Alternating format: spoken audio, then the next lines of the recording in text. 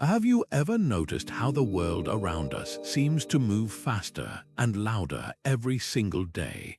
Notifications pile up, responsibilities multiply, and it feels like we're constantly being pulled in a dozen directions at once. Our minds, built to navigate this chaos, often end up amplifying it, racing with worry, replaying past conversations, or anxiously imagining what might go wrong next. It's exhausting, and if you've ever found yourself lying awake at night with thoughts spinning out of control, you're not alone. In the middle of all this noise, there's a quiet but powerful idea waiting for us, one that's been tested for thousands of years. The Roman emperor and Stoic philosopher Marcus Aurelius once wrote, "You have power over your mind, not outside events. Realize this, and you will find strength." That's what this video is all about, how to quiet a mind that feels built for chaos. We're going back to ancient wisdom, not as a history lesson, but as a practical, step-by-step rebuilding process. This isn't about escaping reality or numbing ourselves to what's happening around us.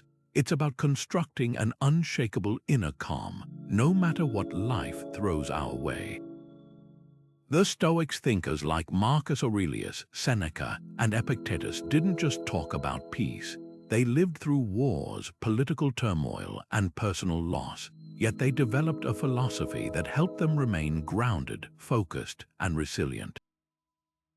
Their insights are just as relevant today as they were 2,000 years ago, maybe even more. Throughout this video, we'll walk through a clear framework built on 4 core themes: acceptance, perspective, discipline, and resilience. We'll explore how to distinguish between what we can and can't control, how to reframe obstacles as opportunities, and how to cultivate habits that foster lasting mental clarity. This is a journey inward, and it's one anyone can start, no matter where you are in life. So if you're ready to rebuild your mind from a place of reaction to a place of peace, you're in the right place. Let's begin. The first step to quieting chaos is to see it clearly without judgment. So often, we don't just experience the event itself, we experience our emotional reaction to it, our story about it, and all the mental noise that comes along for the ride. Stoicism invites us to pause right there, in that gap between what happens and how we respond. It asks a fundamental question: is this thing that's bothering me actually within my control? The ancient teacher Epictetus, who was born into slavery and faced immense adversity, drew a line in the sand for his students. He said, "Some things are within our power while others are not." It sounds almost too simple, but this distinction is the bedrock of a quieter mind. What falls inside our power, our opinions, our impulses, our desires, our aversions. In a word, our own actions. What falls outside our power, our body, our property, our reputation, our political office. In a word, everything not of our own doing. Think about a sudden traffic jam on your way to an important meeting. The traffic itself, the red taillights stretching for miles, the clock ticking on the dashboard, none of that is within your control. You didn't cause it, and you can't magically clear it, but your reaction to it, that is your domain. The frustration, the clenched hands on the steering wheel, the catastrophic story you start telling yourself about how this ruined everything, that is where your power lies. The chaos isn't the traffic. The chaos is the storm of anxiety and anger we unleash upon ourselves about the traffic. Acceptance isn't about liking the situation or pretending it's pleasant. It's about seeing the reality of it without adding a layer of internal resistance that only amplifies the suffering. It is the practice of saying, "This is what is happening. I cannot change this external event, but I can choose how I meet it. Now, bring this into your own life for a moment." What is one external source of chaos you consistently internalize? Is it the constant stream of news alerts on your phone, each one pulling your attention into a world of problems you can't personally solve? Is it the mood of a coworker or a family member, which you find yourself trying to manage or absorb as if it were your own? Or perhaps it's something broader, like the state of the economy or global events. The practice here is to simply notice it, to name it, to acknowledge this is an external event. It is outside the direct control of my will. This act of naming and separating is not passive. It is the first and most powerful act of rebuilding. It is you choosing to stop fighting the waves and instead learning how to swim. How much of your mental energy is spent on things you cannot change? Think about that for a moment. The answer for most of us is a staggering amount. We burn through our precious focus and emotional reserves on external events, other people's opinions, past mistakes, and future uncertainties, none of which are truly within our direct command. This is where the Stoic principle of the dichotomy of control becomes our most practical tool for rebuilding a quiet mind. Epictetus, in his foundational work The Enchiridion, opens with this very concept, stating plainly, some things are within our power while others are not. Our opinions, pursuits, desires, and aversions are within our power. Our body, property, reputation, and political offices are not.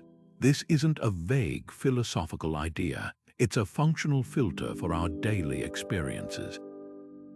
Let's make this concrete. Imagine you have an outdoor event planned. The weather is completely outside your control. You can refresh the forecast 100 times. You can anxiously stare at the sky. You can even feel a knot of dread forming in your stomach. But none of that will alter a single cloud.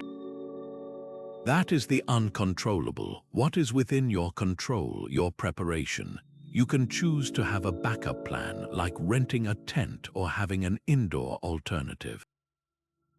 You can pack appropriate clothing for yourself and your family. You can decide to maintain a flexible and cheerful attitude, making the best of whatever the day brings. The mental energy wasted on worrying about the weather is energy completely drained from your reservoir. The energy invested in preparing your response is energy that builds resilience and practical competence. The goal is to shift your entire focus from the externals you cannot command to your internal judgments and actions, which you can. This practice requires constant vigilance because our minds are conditioned to react to everything as if it were our personal business. A critical comment online, a delayed flight, a sudden change in someone else's mood, we instinctively internalize these events. The Stoic exercise is to catch yourself in that moment and apply the filter. Ask, is this up to me? If the answer is no, the Stoic counsel is to willingly let it go, not with frustration, but with the lightness of someone setting down a heavy bag they've been carrying for miles. This isn't indifference, it's intelligent conservation of effort. It's the recognition that trying to control the uncontrollable is the very source of our anxiety and exhaustion, while focusing on our own sphere of action is the source of our power and peace. So here is a small but powerful exercise. Take a moment to think of 3 things that are currently occupying your mental space. It could be a work deadline, a concern about a relationship, or anxiety over a future event. Now, honestly categorize each one. How much of each item is truly within your direct control? You might worry about the deadline, but you can't control unexpected interruptions or your manager's expectations. You can control your focus for the next hour, breaking the project into manageable steps and communicating your progress clearly. By making this list, you're not just thinking about stoicism, you're actively training your mind to see the world through this clarifying lens, redirecting your energy from what drains you to what truly empowers you. Imagine your mind as a fortress that chaos cannot penetrate, a quiet inner stronghold where your true self resides, completely separate from the noise and demands of the outside world. This isn't just a poetic idea.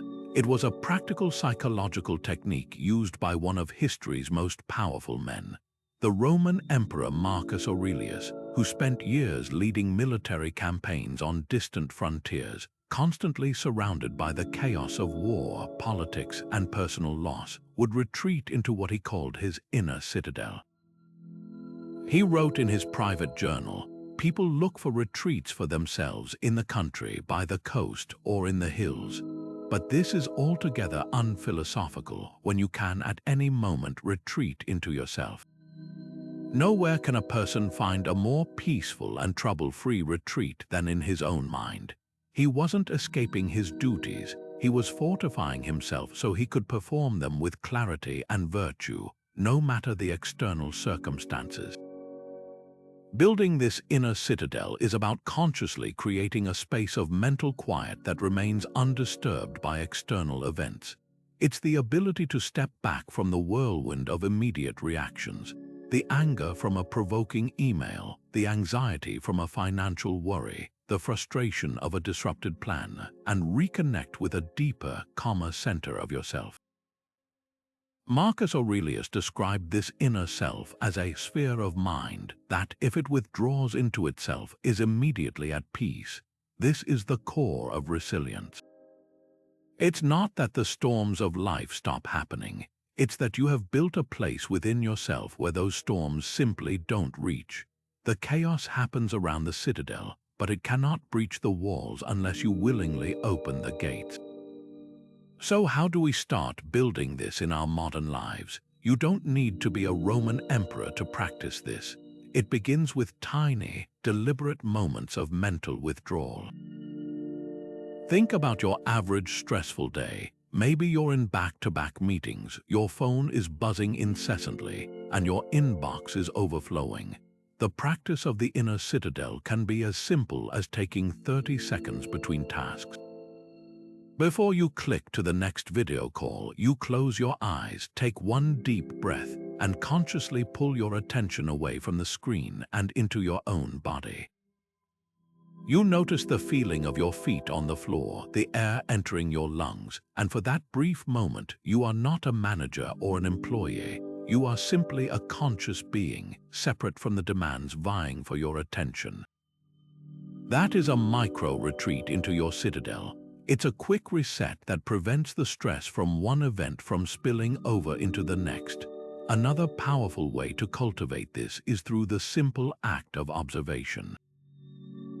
When a strong emotion or a chaotic situation arises, instead of being swept away by it, you practice becoming the watcher behind the walls. You notice the feeling of anxiety without becoming the anxiety. You observe the chaotic situation without feeling that you are in the chaos. This slight mental shift from participant to observer creates instant space and is a fundamental exercise in strengthening your inner refuge. Marcus Aurelius reinforced this by reminding himself, the soul is dyed the color of its thoughts. By guarding the entrance to your citadel, your perception, you choose which thoughts you let in and which you leave at the gate. How can you create these moments of mental withdrawal in your own daily routine? It doesn't require a 30-minute meditation session, though that is wonderful if you can do it. It can be integrated into the fabric of your day. Perhaps it's the 60 seconds you have while waiting for your coffee to brew, using that time to stand in silence and just be, rather than reaching for your phone. It could be the first minute you sit in your car after arriving home, consciously transitioning from the stress of the commute to the peace of your home by taking a few quiet breaths. Or maybe it's a dedicated 5-minute walk in the middle of your afternoon, where you make a point to notice the sky, the trees, or the buildings around you, pulling your mind out of its ruminations and into the simple present moment.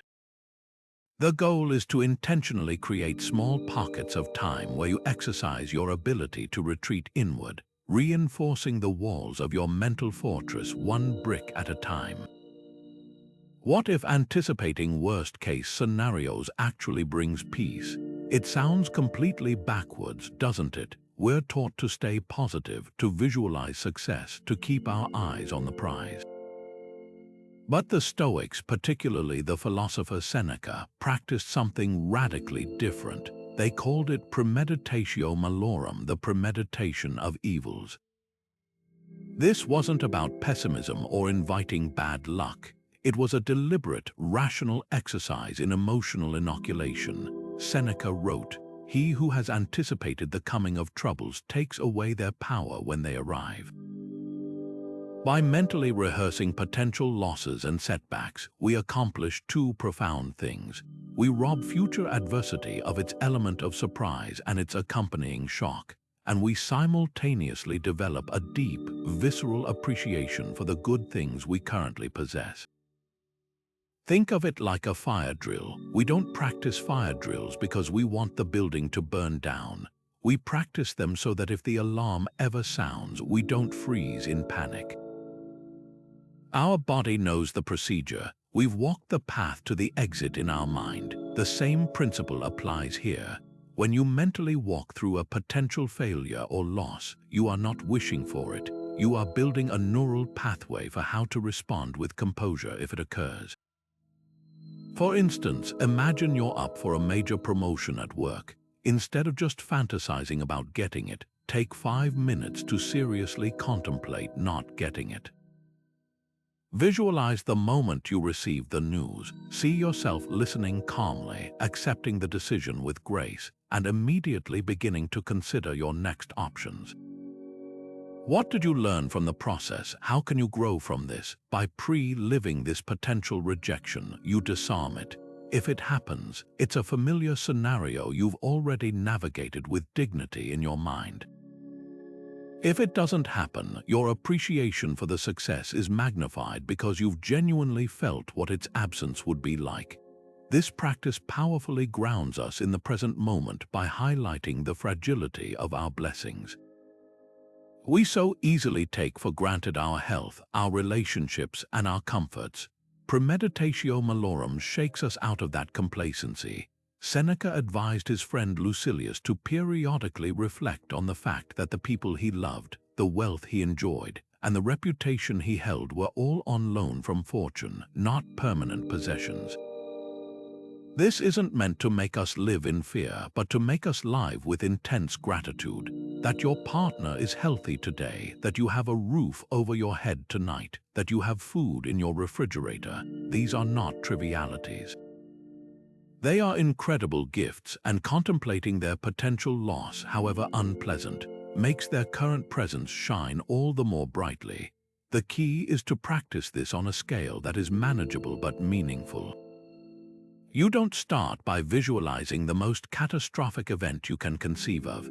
You begin with smaller, more probable disappointments. Before an important meeting, briefly consider what you would do if it doesn't go your way. Before a weekend trip, take a moment to reflect on how you would handle a flat tire or a sudden rainstorm. This isn't to manifest these events, but to make your peace with them in advance. By doing so, you are not a passive victim of circumstance. You are an active participant in your own emotional preparedness. You are building a resilience that is not based on blind hope, but on unshakable inner readiness. So let's bring this into your own life right now. Bring to mind one specific fear or anxiety that has been quietly occupying space in the back of your mind. It could be a financial worry, a concern about a project at work, or even a fear about a relationship. Now, instead of pushing it away or letting it buzz around as a vague sense of dread, invite it forward. Walk through the scenario calmly in your mind. What is the absolute worst realistic outcome? Not a fantastical catastrophe, but the worst plausible result. Now imagine yourself meeting that outcome. How would you respond? What would your first rational step be? How would you take care of yourself? How might this even open a door to something new? By consciously preparing for it, you take the fear out of the shadows and into the light of your reason, where you can see it for what it is, a challenge you are capable of handling. What if every obstacle was not a barrier to your happiness, but the very path to achieving it? This is the radical invitation of Amor Fati, a Latin phrase that translates to a love of one's fate. It is the profound decision to not just grudgingly accept what happens, but to embrace it, to welcome it, and to see it as necessary and even beneficial for your development. While the German philosopher Friedrich Nietzsche famously coined the term, writing, "My formula for greatness in a human being is Amor Fati," that one wants nothing to be different, not forward, not backward, not in all eternity. The seed of this idea is deeply Stoic. It is the ultimate application of accepting nature's course, which Marcus Aurelius echoed when he wrote, "A blazing fire makes flame and brightness out of everything that is thrown into it." This is about more than resilience, it's about alchemy. It's about transforming the base metal of circumstance into the gold of character. This philosophy finds its most powerful expression not in theory, but in the lives of those who lived it. Consider the story of the Stoic philosopher Musonius Rufus. He was a respected teacher in Rome, but was exiled to the barren, miserable island of Jaros by the Emperor Nero. This was not a minor inconvenience. Exile in the ancient world often meant being stripped of your status, your community, and any comfort, sent to a place of hardship and obscurity. A lesser person would have crumbled into self-pity, railing against the injustice of it all. But Musonius Rufus saw his exile not as a punishment, but as an opportunity. On that desolate island, he didn't stop being a philosopher. He began teaching the fishermen and the local inhabitants. He applied his principles to the harsh conditions, finding lessons in simplicity and proving that a good life is not dependent on location or luxury, but on the quality of one's character. His exile became his lecture hall. His fate, however difficult, became the very thing that demonstrated the power of his philosophy. He didn't just endure his fate, he loved it by using it. This shift in perspective is where we find our own power. Amor Fati asks us to reframe the narrative we tell ourselves about the events in our lives. A project that fails spectacularly is not just a failure, it is a masterclass in what doesn't work, providing invaluable lessons that a safe, easy success never could. A painful breakup is not just an ending, it is a brutal but necessary clearing away, making space for a relationship that aligns more deeply with who you are becoming. A sudden job loss, while terrifying, can be the forced push you needed to finally pursue a path you were too comfortable to risk on your own. The obstacle itself becomes the way forward. The Stoics believed that providence, or the rational order of the universe, is not random or cruel. Everything that occurs is part of an interconnected whole, and even the most challenging events serve a purpose in the larger tapestry of our development. To fight against what is already fact is to struggle against reality itself, a battle we are guaranteed to lose. To embrace it is to find a profound and unshakable peace. So how do we practice this when we're in the middle of a genuine setback? It starts with a simple but powerful question. Bring to mind a recent difficulty you've faced. It doesn't have to be a major tragedy. It could be a missed opportunity, a minor conflict, a plan that fell through. Now, instead of focusing on the frustration or disappointment, ask yourself, how can this specific event serve me? What strength might it be inviting me to develop? Is it teaching me patience, humility, or courage? Is it redirecting me toward a better path that my own stubbornness was preventing me from seeing? This isn't about slapping a fake positive smile on a negative situation. It's about the genuine, searching inquiry for the hidden utility within the event. It is the active choice to look for the seed of benefit, trusting that it is there, even if you can't see the full plant yet. By doing this, you stop being a victim of your circumstances and become a student of them. You begin to love your fate, not because it's always pleasant, but because it is uniquely yours and it is here to teach you something essential.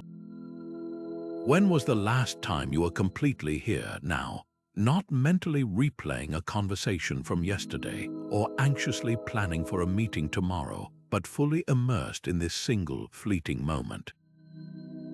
This is the heart of mindful presence, and it's a concept the Stoics understood deeply. While the term mindfulness often feels modern, linked to meditation apps and wellness trends, its roots are ancient.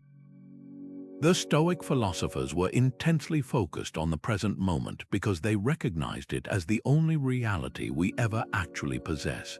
The past is a memory, a story we tell ourselves.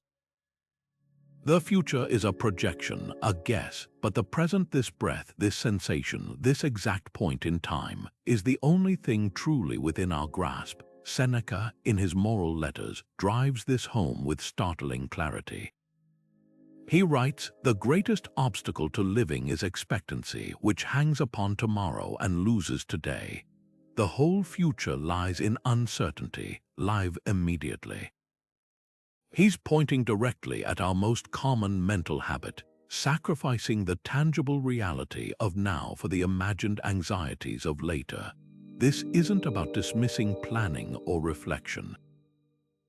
It's about recognizing when those activities stop being useful and start being a form of mental theft. Worry is not preparation. Rumination is not learning.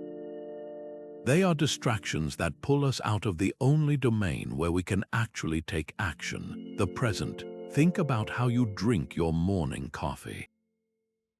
Often, it's an automatic behavior. You're holding the warm mug, but your mind is already in your inbox composing emails, bracing for the day's challenges.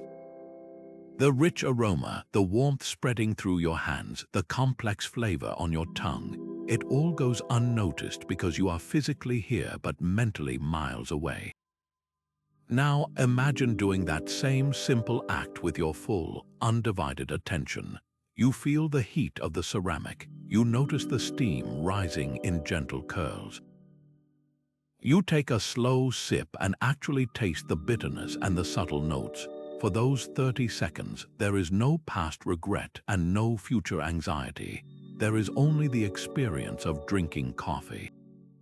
This is a tiny but profound act of reclamation. You are taking back your attention from the chaos of time and placing it firmly in the reality of your current experience.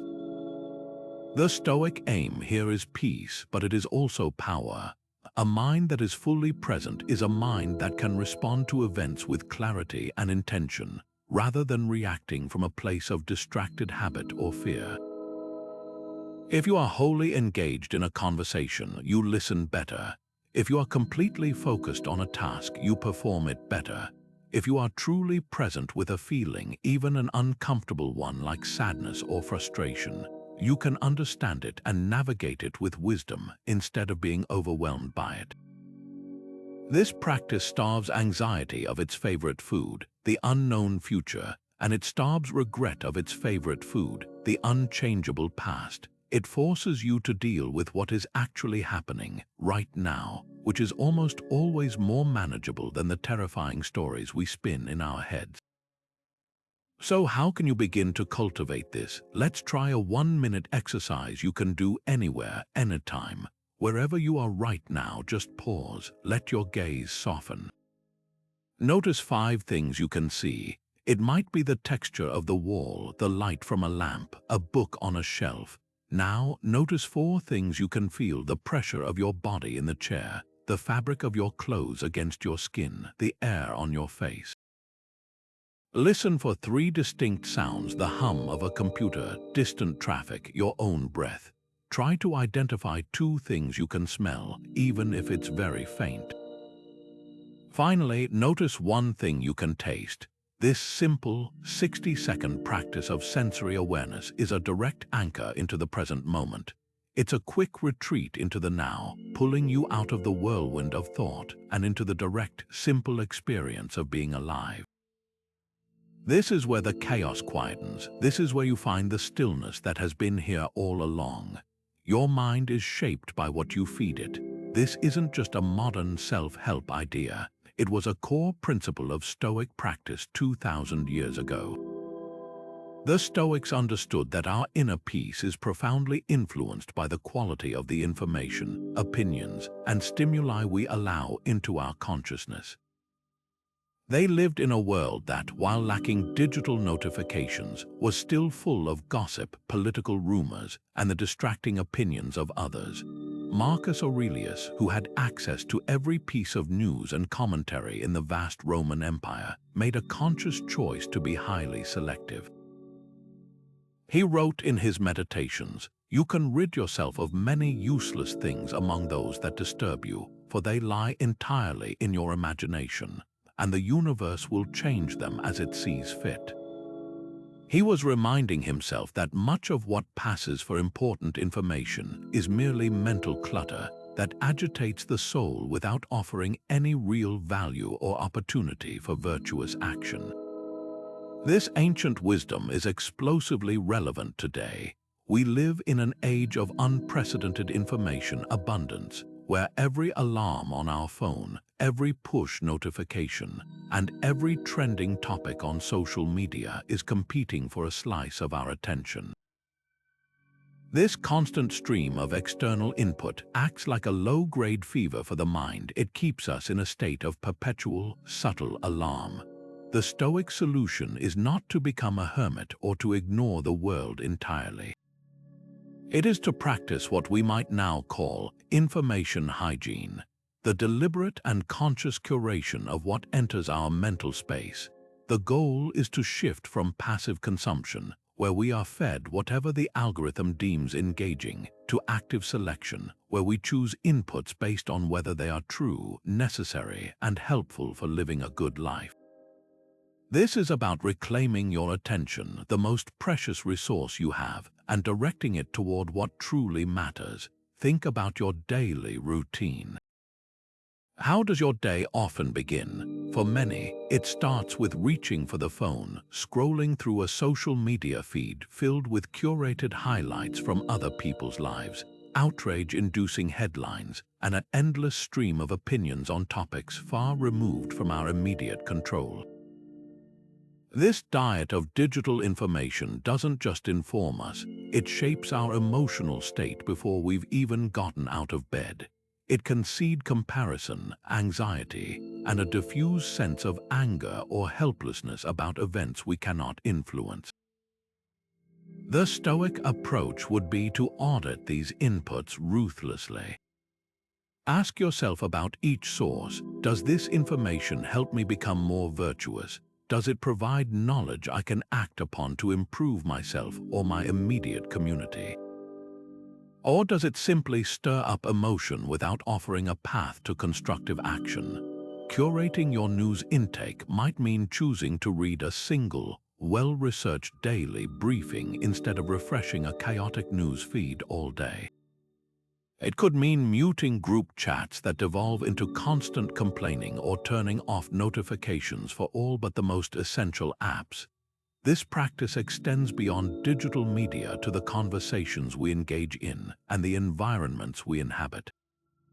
Marcus Aurelius cautioned constantly against the chatter of those who are focused on blaming others, gossiping, or complaining. He advised to be like the rocky headland on which the waves constantly break. It stands firm, and round it the boiling waters are laid to rest. This is a powerful image of mental sovereignty. The waves of external opinion and sensational news crash against you, but you have the power to choose whether they erode your peace or simply wash around you. This isn't about building a wall of ignorance, but a filter of wisdom. It is the difference between being a passive receptacle for whatever the world throws at you and being an active gatekeeper of your own mind. So let's make this practical. Take a moment to conduct a quick audit of your own mental diet. Identify one specific source of mental noise that you consistently consume, but that leaves you feeling more agitated, anxious, or distracted than before. Is it a particular social media account that thrives on conflict? a 24-hour news channel that loops the same alarming stories. Perhaps it's a habit of listening to coworkers vent about office politics, or even just having the television on in the background as constant noise. Once you've identified that one source, make a conscious decision to reduce it this week. This isn't about a permanent ban, but a deliberate experiment. If it's an app, you could delete it from your phone for a few days or turn off its notifications. If it's a conversation, you could politely change the subject or choose to spend less time in that environment. Notice what happens to your mental state when you're not constantly feeding on that particular form of chaos. You might find that the silence you create becomes the fertile ground in which your own calm, clear thoughts can finally grow. Why would anyone seek discomfort voluntarily? It seems to defy our most basic instincts. We are wired for comfort, for seeking pleasure and avoiding pain. But the Stoics, like the philosopher Musonius Rufus, argued that this very wiring is what often leads to our undoing. By always chasing the easy path, we become soft. Our tolerance for hardship diminishes and our fear of anything going wrong skyrockets. We become like a muscle that has never been tested, weak and prone to injury at the first sign of strain. Voluntary discomfort is the deliberate weight training for the soul. It is the practice of occasionally choosing a little hardship, not because we have to, but because we can. This is how we build a resilience that isn't just theoretical. It's forged in the cold water of a morning shower or the gentle pang of a skipped meal. The Roman statesman Cato the Younger was legendary for this. He was an immensely wealthy and powerful man, yet he often chose to dress in simple, outdated clothing, walk instead of ride in a carriage, and eat the same plain food as the common soldiers. He wasn't doing this for show. He was conducting a personal stress test on his own character. By voluntarily embracing a simpler life, he was inoculating himself against the fear of losing his wealth and status. He knew that if fortune ever turned against him, it would not be a catastrophic fall from grace, but a minor step down to a state of being he was already familiar and comfortable with. This practice systematically dismantles the power that adversity holds over our imagination. The unknown becomes the known, the feared becomes the familiar. When you have already experienced a version of hardship on your own terms, the version that life might throw at you unexpectedly loses its terrifying edge. This isn't about self-punishment or asceticism for its own sake. The goal is not to suffer, but to become free from the fear of suffering. It's a practical exercise in realizing that you are far more capable and durable than you believe. Each small act of voluntary discomfort is a vote of confidence in your own resilience. Take something as simple as a cold shower. The initial shock is a moment of pure, unadulterated present moment awareness. You cannot think about your email or your worries when that cold water hits. You are just there with the sensation, and then you breathe through it. You realize that the discomfort is temporary, that it won't harm you, and that on the other side of it is an incredible feeling of vitality and warmth. You prove to yourself that you can handle discomfort with calmness. This proof then quietly transfers to other areas of your life. The stressful meeting, the financial worry, the personal conflict, they all become a form of cold shower. You've already practiced meeting discomfort with breath and calm acceptance, so you are far less likely to react with panic or avoidance. The gratitude piece is perhaps the most immediate and beautiful benefit. When you voluntarily skip a meal for a few hours, that next piece of bread tastes like a feast. When you walk through the cold wind instead of taking the car, returning to the warmth of your home feels like a profound blessing. By temporarily removing our comforts, we stop taking them for granted.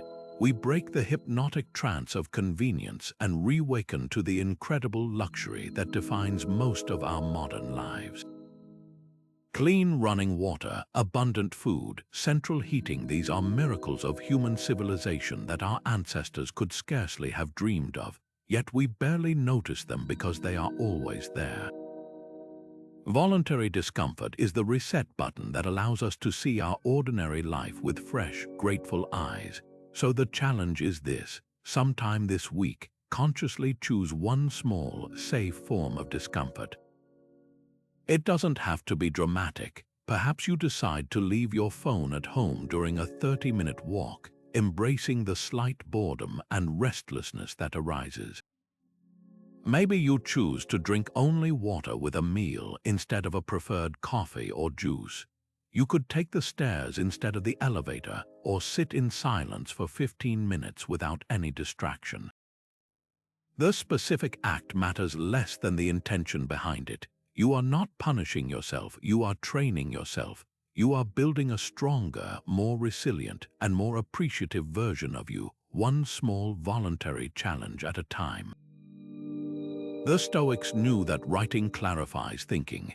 It's one thing to have a whirlwind of thoughts and reactions spinning in your head, and it's something entirely different to see those same thoughts laid out plainly on a page.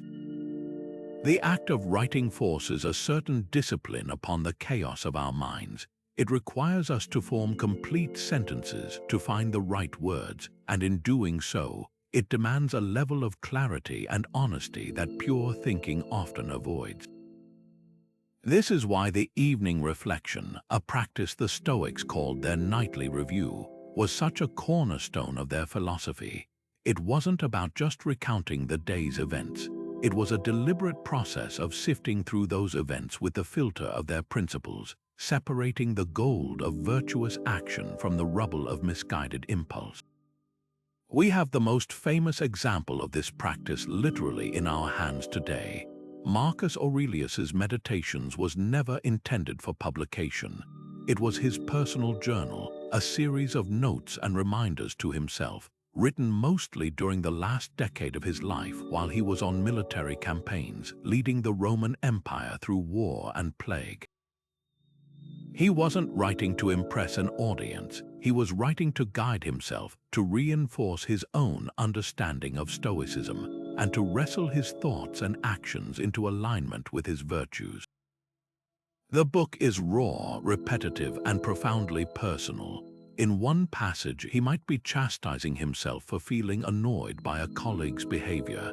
In another, he's reminding himself of the fleeting nature of fame and the importance of duty.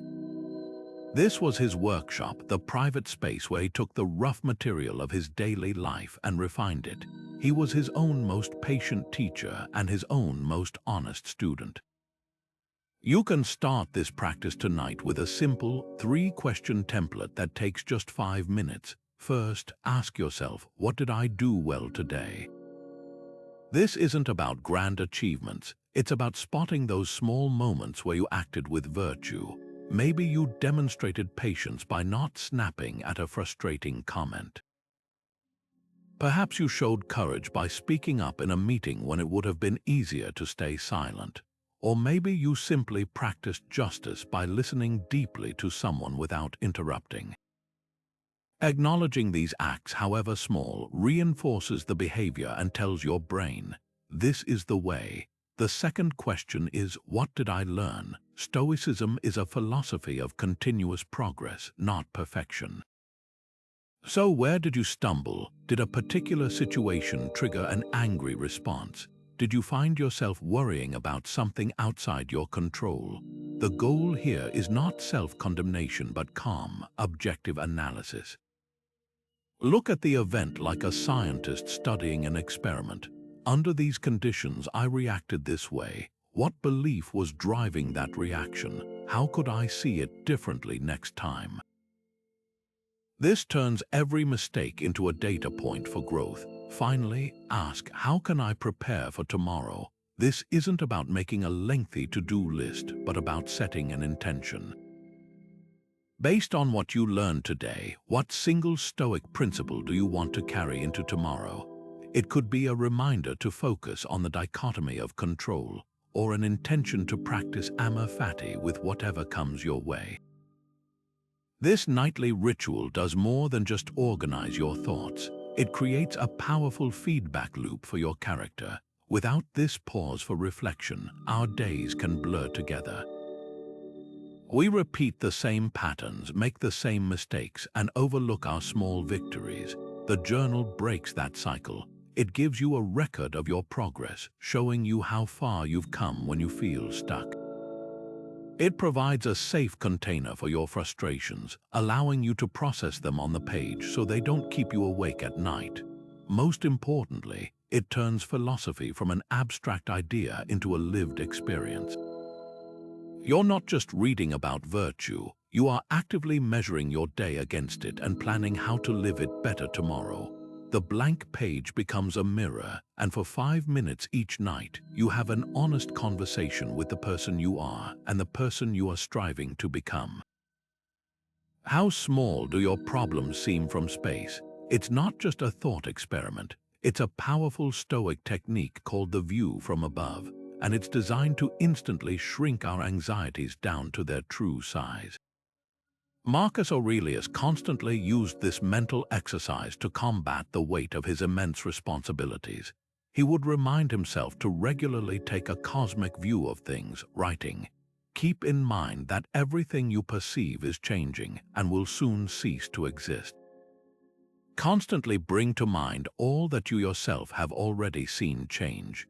He wasn't being dismissive of his duties. He was putting them into their proper context within the vast, unfolding timeline of the universe. This practice systematically dissolves the ego's inflated sense of importance and reveals our daily worries for what they often are: temporary, tiny blips on an immense radar. The power of this technique lies in its ability to create instant psychological distance. When you're stuck in a traffic jam, fuming over a delayed meeting, the world can feel claustrophobically small.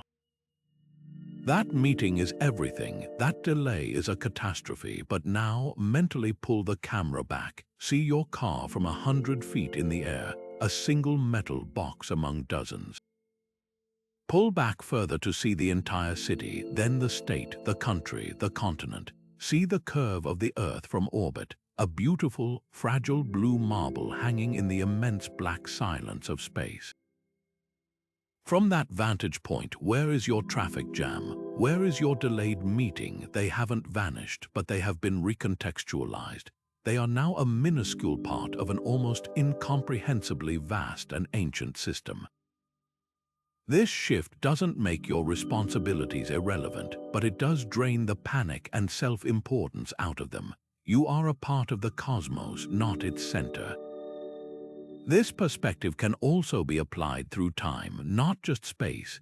Consider a stress you're holding onto right now, perhaps a sharp criticism from a coworker or a social slight that's been eating at you. Now project your mind forward 100 years. Everyone involved in that situation, including you, will be gone. The building you work in may be repurposed or demolished. The company itself might not exist. The intense, sharp emotion you feel today will be a forgotten whisper. This isn't meant to be morbid or to suggest that nothing matters. It's meant to highlight what truly does matter. It asks the question, in the grand scheme of your life and of history, how much weight should this single event carry? The view from above is the ultimate antidote to sweating the small stuff, because it helps us instantly distinguish between a genuine crisis and a temporary inconvenience. You can practice this anywhere in just a few moments. The next time you feel a wave of anxiety or frustration about a situation, pause for just 30 seconds. Close your eyes if you can. First, visualize the immediate scene from above, as if you're a bird on a rooftop looking down.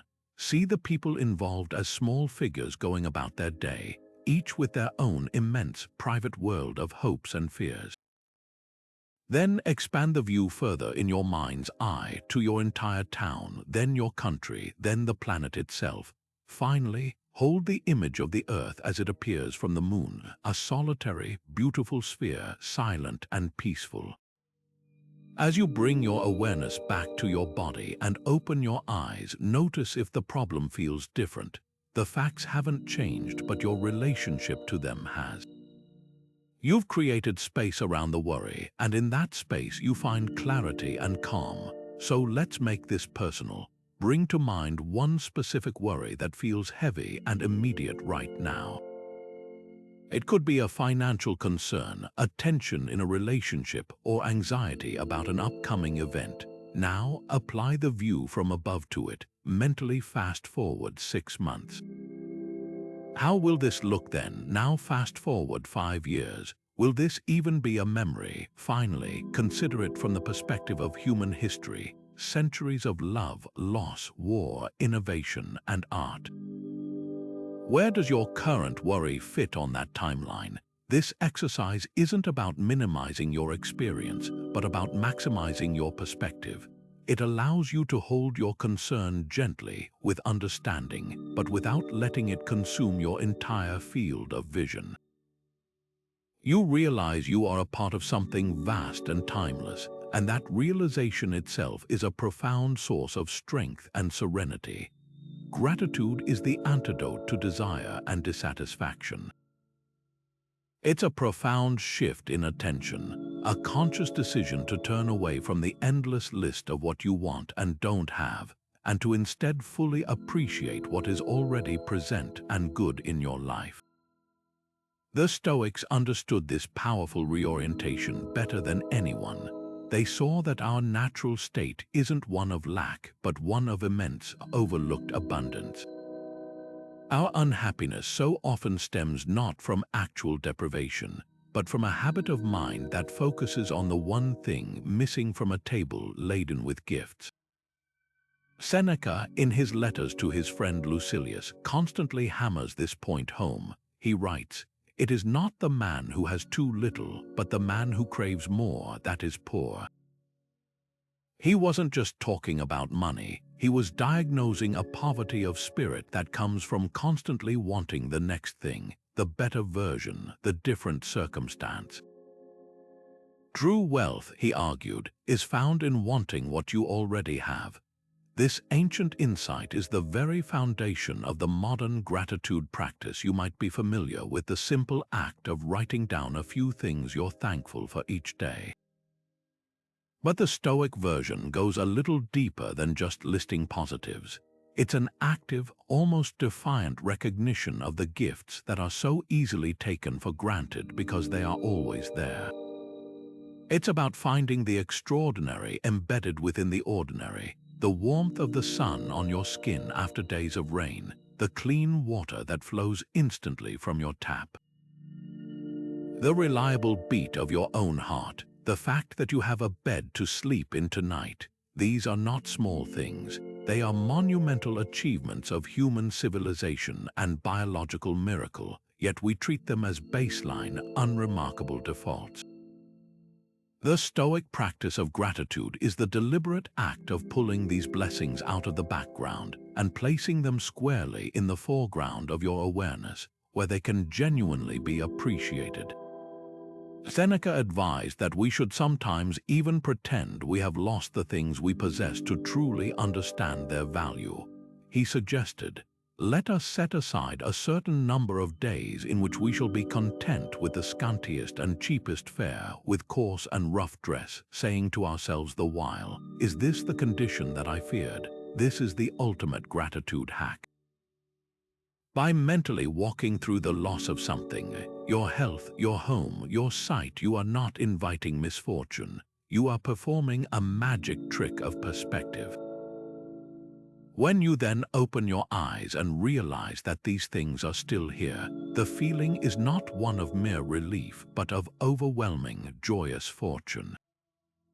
Your ordinary life is suddenly revealed as the incredible prize that it is. Your mediocre coffee is a luxury, your cramped apartment is a sanctuary, your challenging job is a privilege. This practice doesn't change your circumstances, but it revolutionizes your experience of them. So how do you build this into the rhythm of your day? The classic and most effective method is the nightly gratitude list, but instead of it being a rushed mechanical task, make it a thoughtful ritual. As part of your evening reflection before you sleep, ask yourself, what 3 things am I genuinely grateful for today? The key is to be specific and to vary them. It's not enough to repeatedly write family or health. Dig for the particular. Today, it might be grateful for the way the afternoon light came through the window and lit up the room. Tomorrow, it could be the unexpected kindness of a stranger who held a door open. The next day, it might be the simple fact that your body carried you through the day without pain. By forcing yourself to find new, specific items each day, you are training your brain to become a detective for goodness, constantly scanning your environment for small, beautiful details it would have otherwise missed. This practice over time physically rewires your brain to default to a state of appreciation rather than a state of wanting.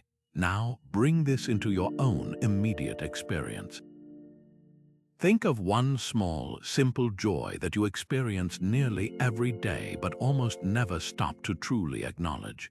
It could be the first sip of your morning beverage, the feeling of your head hitting the pillow at night, the sound of a specific bird outside your window, the reliable hum of your refrigerator. For just a moment, hold that one thing in your mind.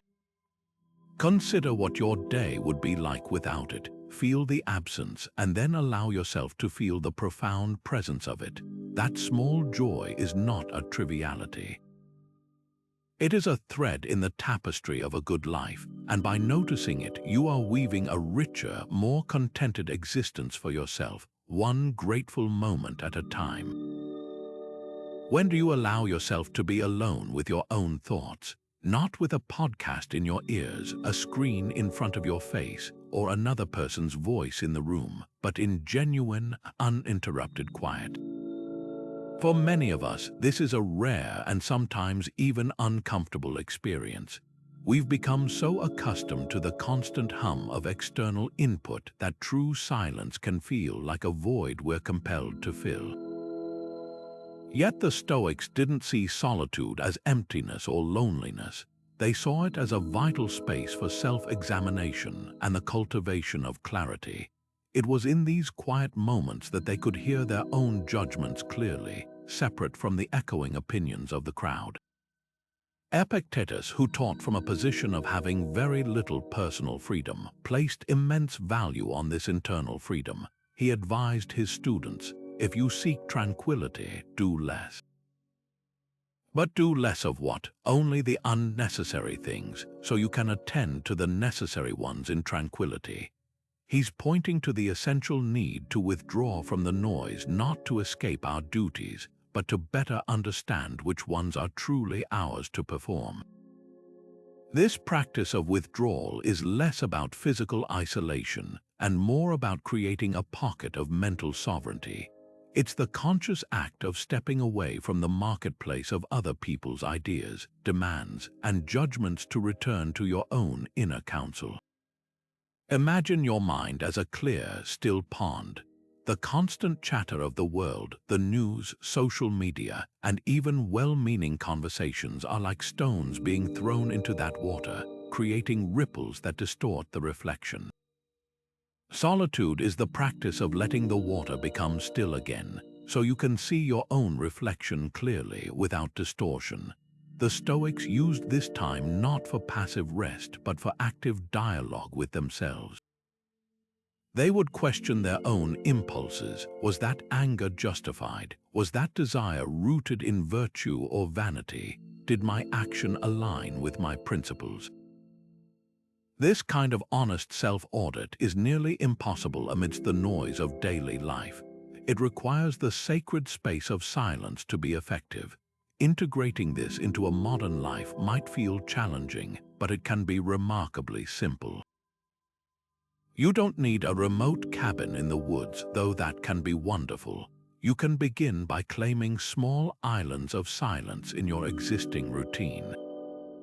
This could be sitting in a quiet room for just 10 minutes after you wake up, before you ever reach for your phone. It might be choosing to drive in silence instead of turning on the radio or a podcast, using that commute as a time to let your thoughts settle rather than adding more to them. Another powerful method is to spend time in nature without any goal other than to be there. A walk in a park, sitting by a river, or even just tending to a plant on your balcony. These activities have a natural, quiet rhythm that encourages the mind to slow down and match its pace. The key is intentionality. It's not about doing nothing. It's about doing the one thing of reconnecting with yourself, free from external performance or consumption. So consider this an invitation to experiment with silence. Look at your schedule for the coming week and see if you can intentionally schedule just 15 minutes of solitude. It might feel awkward at first. You might feel a pull to check your phone or find a task to do. That resistance is exactly why the practice is so necessary. It's in that quiet space, away from the demands of the external world, that you can truly hear the sound of your own wisdom and begin to distinguish your true desires from the ones you've been taught to have. In chaos, virtues are your compass. When the world around you is unpredictable and external circumstances are shifting like sand, your character, the core principles you choose to live by, becomes the only true north you can rely on. The Stoics didn't just see virtues as nice ideas. They saw them as the fundamental building blocks of a good and resilient life. They adopted 4 cardinal virtues from earlier Greek philosophy, particularly from thinkers like Aristotle: wisdom, courage, justice, and temperance. These weren't abstract concepts to be debated in a classroom. They were practical tools for navigating every single day. Wisdom is the ability to see the world clearly, to discern what is true and what is false, and to make sound judgments. Courage is not the absence of fear, but the strength to act rightly in the face of fear, whether that's fear of social disapproval, fear of failure, or even physical fear. Justice is about our duty to other people and the community, acting with fairness, kindness, and contributing to the common good. And temperance is the practice of self-regulation and moderation, ensuring our desires and impulses don't become our masters. This focus on internal character provides a stability that nothing external can ever offer. Your reputation can be shattered by gossip, your wealth can be lost in a market crash, your health can fail, but your virtue, that is something that exists entirely within your own will and choices. It is the one thing that can never be taken from you unless you willingly surrender it. This is why Marcus Aurelius, despite the immense power he held as emperor, constantly returned to these virtues in his private writings. He reminded himself, just that you do the right thing. The rest doesn't matter. His power wasn't what defined his ability to handle chaos. His commitment to doing what was right was. This is the ultimate Stoic anchor. When you are unshakable in your commitment to virtue, the chaos of the outside world simply loses its power to disturb your peace. You might still prefer things to go well, but your sense of self-worth and inner calm is no longer tied to them actually doing so. Let's bring this down to a practical level. Imagine you're faced with a difficult decision at work. You discover a colleague has made a significant error on a project you're both responsible for, and covering it up would be easy and convenient. It would avoid conflict, protect your teammate from reprimand, and keep the project on schedule. The path of least resistance is to stay quiet, but the path of virtue asks a different set of questions. Wisdom asks, what is the true, long-term consequence of covering this up versus addressing it? Courage asks, do I have the strength to have a difficult but honest conversation? Justice asks, what is the fairest outcome for our client, our company, and even for my colleague who needs to learn from this mistake? and temperance asks, am I acting out of a balanced desire to do good, or am I being swayed by the impulse to avoid discomfort? Making the decision based on this virtuous framework provides a clarity and stability that mere convenience never can. You might still feel anxious about the conversation, but you will feel a deep, unwavering certainty that you are doing the right thing. So here is a question for you to sit with. Look at those 4 cardinal virtues: practical wisdom, courage, justice, and temperance. Which one feels like it resonates most deeply with you right now? Which one feels like the muscle that, if you were to strengthen it, would most profoundly change how you meet the chaos in your life? Is it wisdom? Perhaps you find yourself reacting to events without pausing to see them clearly first. Is it courage? Maybe you've been avoiding unnecessary conversation or a difficult step you know you need to take.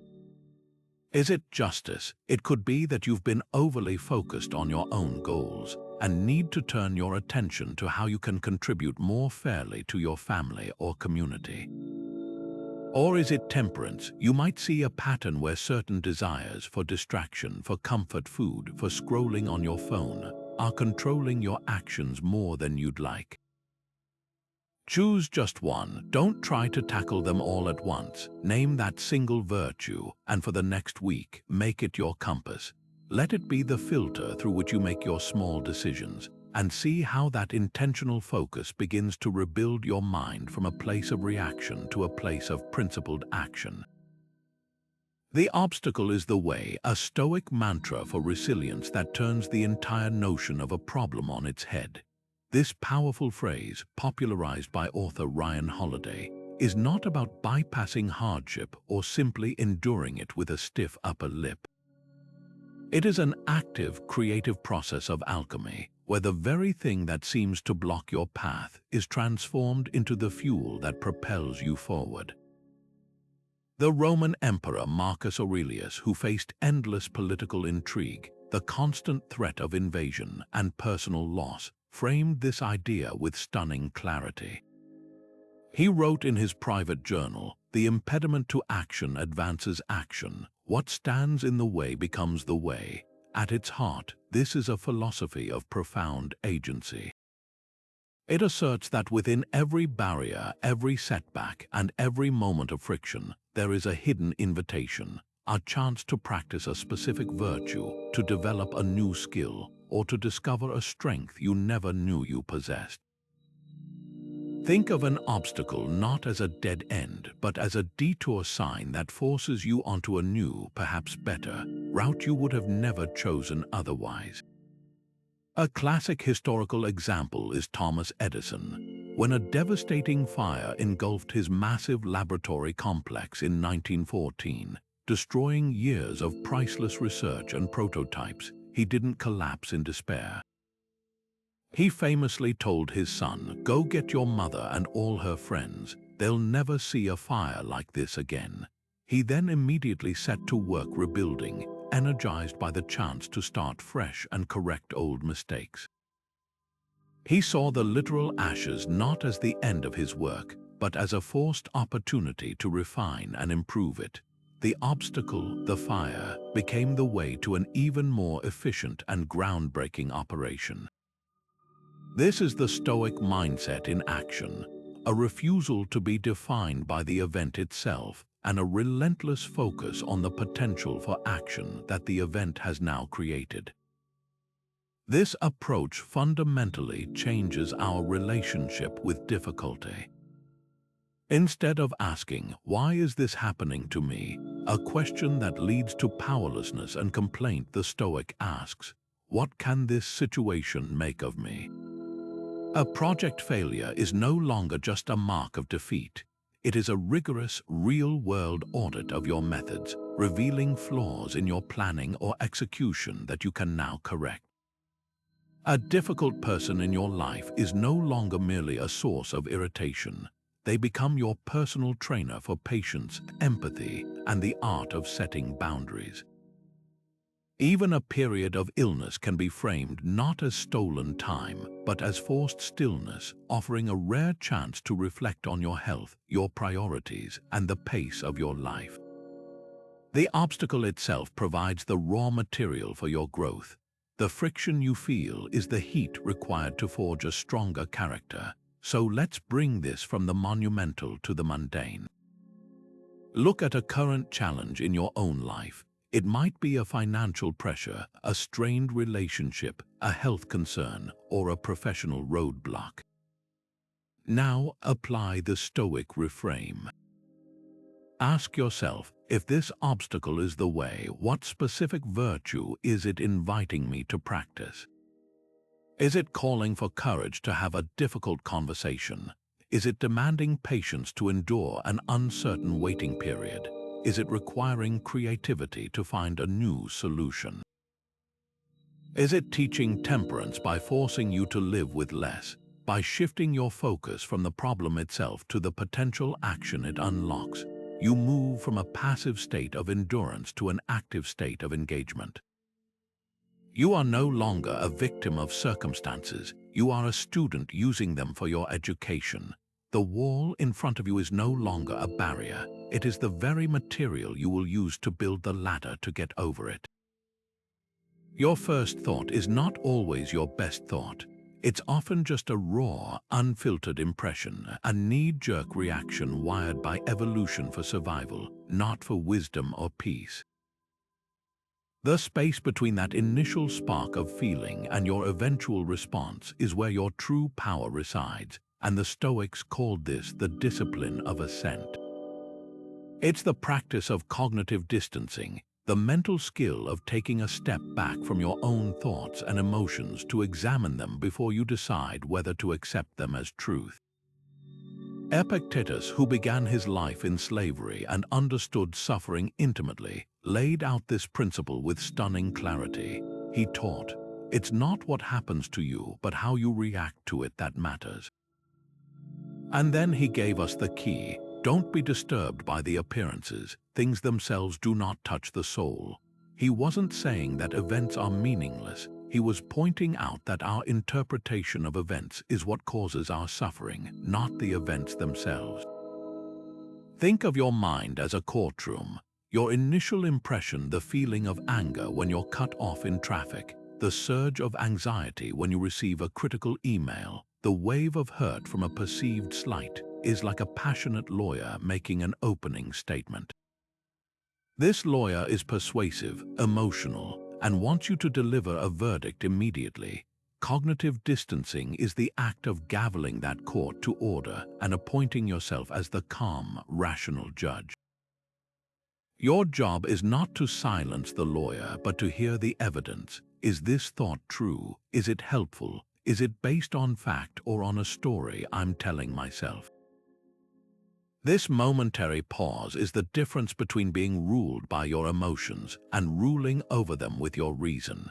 It's the difference between sending that reactive email you'll regret and choosing a response that aligns with your character.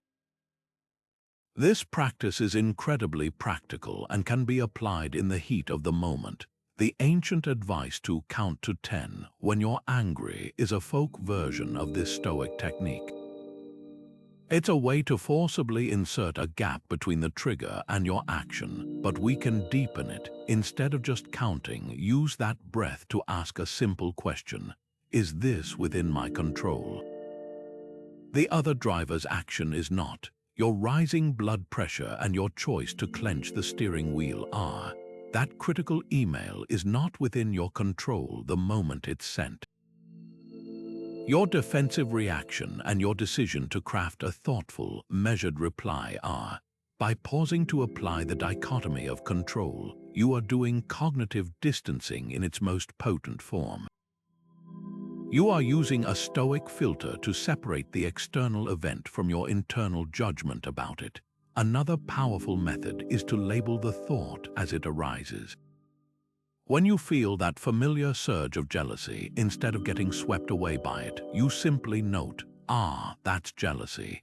When a wave of insecurity hits before a presentation, you acknowledge, this is a feeling of insecurity. This act of naming the emotion creates instant distance. It objectifies the feeling, turning it from something you are into something you are experiencing. You are not an angry person. You are a person experiencing a temporary feeling of anger. This subtle shift in language within your own mind is profoundly liberating. It creates a tiny pocket of space where your rational mind can step in and choose a different path. Consider a common trigger: receiving constructive feedback on a project you've worked hard on. The first thought, the initial impression, is often defensiveness. It feels like a personal attack. Without cognitive distancing, that defensiveness might lead you to argue with the feedback, explain away the critiques, or shut down entirely. But if you've practiced distancing, you can catch that first thought. You can take a breath and say to yourself, "This feels personal, but is it? This person is criticizing my work, not my character. Is there useful data here that can help me improve?" By creating that space, you transform a potential conflict into an opportunity for growth. You move from a reactive state to a responsive one. So let's make this personal. Bring to mind one specific situation that reliably triggers a strong, immediate emotional reaction in you. It might be a certain tone of voice your partner uses, a particular type of comment from a coworker, or even the sight of a crowded, messy room after a long day. This is your training ground. For the next week, make it your practice to identify that trigger the moment it appears and consciously insert a pause. It doesn't have to be long, just one deep breath. In that breath, remind yourself that the first thought is just an impression. See if you can watch the emotion rise without immediately acting on it. This isn't about suppressing how you feel. It's about reclaiming the power to choose what you do with that feeling. It is in that chosen response, not the initial reaction, that your character is built and your peace is found. How much do you really need to be at peace? It's a question that cuts straight to the heart of our modern condition, where we're constantly bombarded with messages telling us that the next purchase, the next achievement, the next lifestyle upgrade is the key to our happiness. The Stoics offered a radically different path, one that leads not to accumulation but to liberation. They argued that our desires, not our circumstances, are the primary source of our mental chaos. The more we want, the more vulnerable we become to disappointment, anxiety, and a perpetual sense of lack. Seneca, who witnessed the immense wealth and extravagance of ancient Rome, saw this clearly. He wrote, "It is not the man who has too little, but the man who craves more that is poor." His point was that poverty is not a financial condition, but a state of mind, an endless hunger that no amount of external acquisition can ever truly satisfy. This isn't a call for a life of grim deprivation or ascetic self-denial. It's an invitation to a more refined and intelligent form of enjoyment. The Stoic pursuit of simplicity is about distinguishing between desires that are natural and those that are artificial and limitless. A natural desire is something like hunger. It has a clear limit. You eat, you are satisfied, the desire is fulfilled. An unnatural desire, like the craving for social status or the latest gadget, has no such limit. It's a bottomless pit. You get the promotion, and almost immediately your attention shifts to the next rung on the ladder. You buy the new phone, and within weeks a newer model is announced, making yours feel outdated. This cycle of endless wanting creates a background hum of dissatisfaction that prevents any lasting peace from taking root. Simplifying your desires is the process of consciously unplugging from that cycle. The practical application of this is a continuous, gentle audit of your life. It starts with bringing a moment of stoic pause before any significant decision, especially around consumption. Before making a purchase, ask yourself not just can I afford this, but more importantly, do I need this for my peace, or will it ultimately add to my burdens? Every object we bring into our lives requires some measure of our attention, energy, or worry to clean it, maintain it, insure it, or even just to decide where to put it. Seneca warned that our possessions often end up possessing us. The goal is to shift your measure of wealth from what you own to what you can joyfully do without. This creates a sense of inner abundance that is immune to market fluctuations or changes in fortune. Your self-worth becomes detached from your net worth. This principle extends far beyond physical objects to the goals we pursue and the attachments we form. We can harbor desires for specific outcomes, a dream job, a particular relationship, a certain level of recognition. When we become too attached to these specific outcomes, we set ourselves up for suffering if life doesn't deliver them in the exact way we imagined. The Stoic practice is to want the virtues that a goal represents, like doing meaningful work, building connection, or acting with excellence without being rigidly attached to the particular form it takes. You can desire to be a good writer, for example, without needing to become a best-selling author. You can desire to be a loving partner without needing your relationship to look a certain way on social media. This loosening of our attachments to specific results dramatically reduces the friction between our expectations and reality, allowing us to meet life with more flexibility and far less frustration. So let's turn this inward. Look at the landscape of your own wants right now. What is one desire that has been quietly occupying your mental space, perhaps even causing a low level of stress or feeling of lack? It might be a desire for a new car, a larger home, or a different title at work. Or it could be something less tangible, a desire for more likes on a post, for a past mistake to be undone, or for someone to act differently.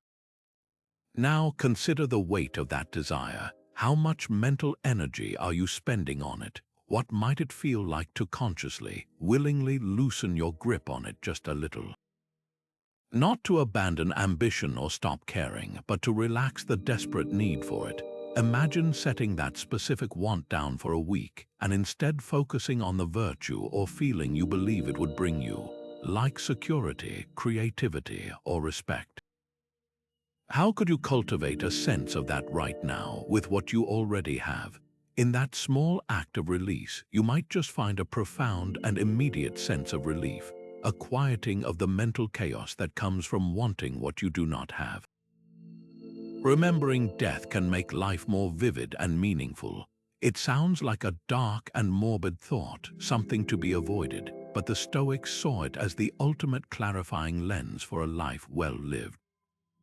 They called this practice memento mori, a Latin phrase that translates to remember you must die. This was not a morbid obsession with the end, but a powerful tool to pull themselves out of the trivial concerns that so often consume our mental energy. By keeping the finite nature of our time here firmly in mind, the small stuff instantly falls away, and what truly matters snaps into sharp, beautiful focus. The pettiness of a social slight, the anxiety over a minor mistake, the endless striving for status symbols, all of it is revealed as a kind of play acting when viewed against the backdrop of our inevitable mortality. This awareness doesn't lead to despair. It leads to a profound sense of purpose and an urgent appreciation for the present moment.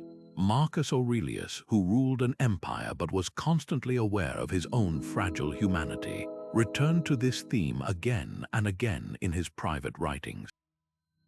He urged himself, you could leave life right now. Let that determine what you do and say and think. He wasn't being dramatic. He was giving himself the most potent motivational advice possible.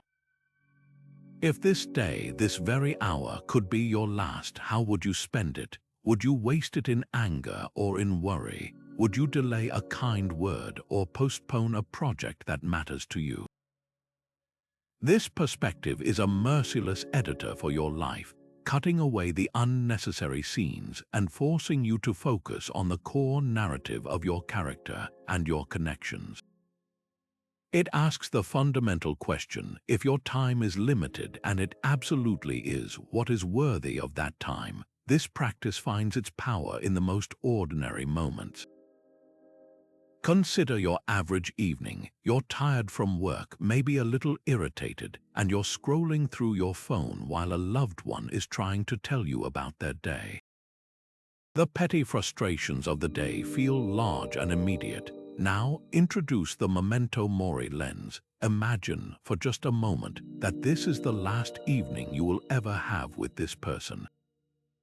Not in a tragic, fearful way, but in a way that highlights the incredible gift of this ordinary Tuesday night. Suddenly, the glow of your phone screen becomes a meaningless distraction. The meeting that annoyed you at work is an irrelevance. What becomes paramount is the sound of their voice, the look in their eyes, the shared presence in that room.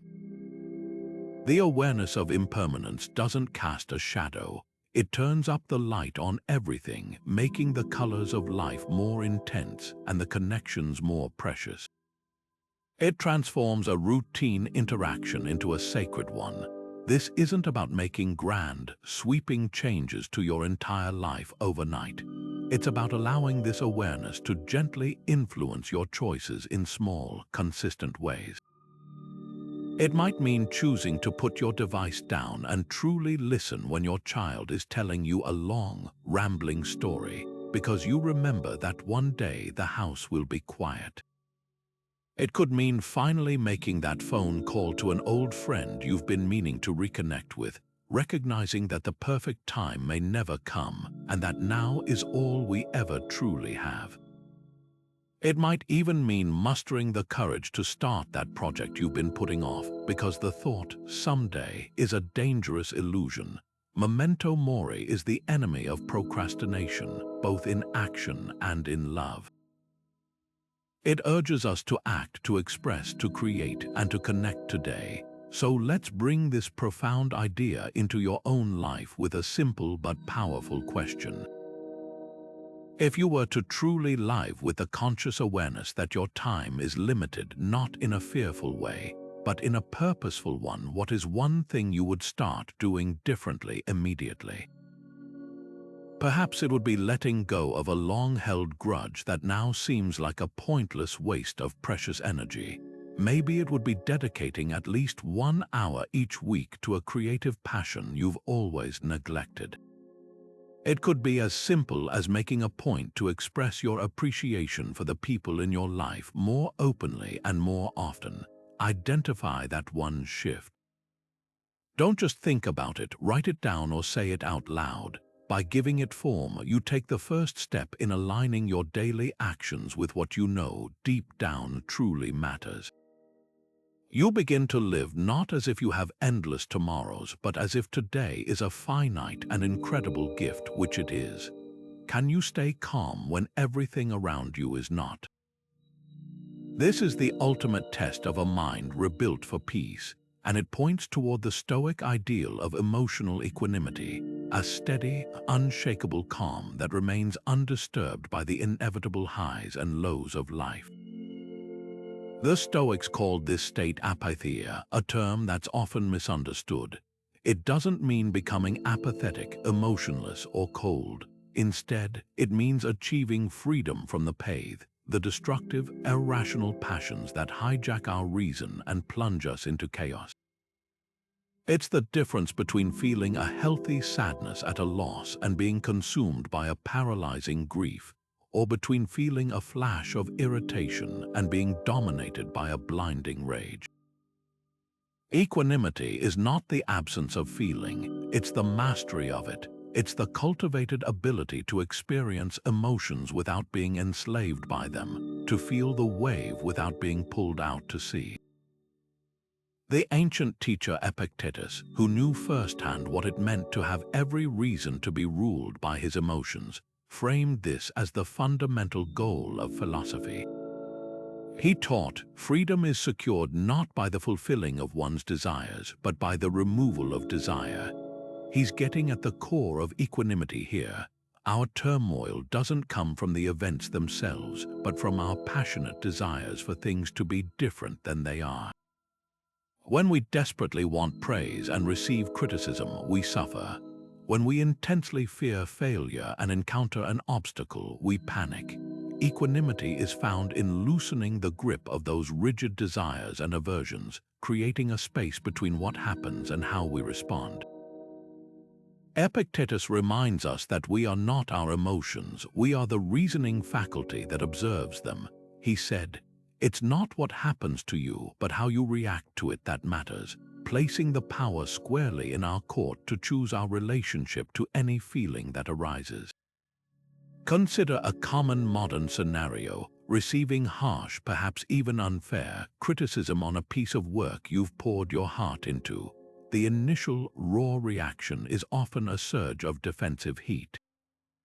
Your heart rate jumps, your thoughts scramble to justify yourself, and you might immediately draft a sharp reply.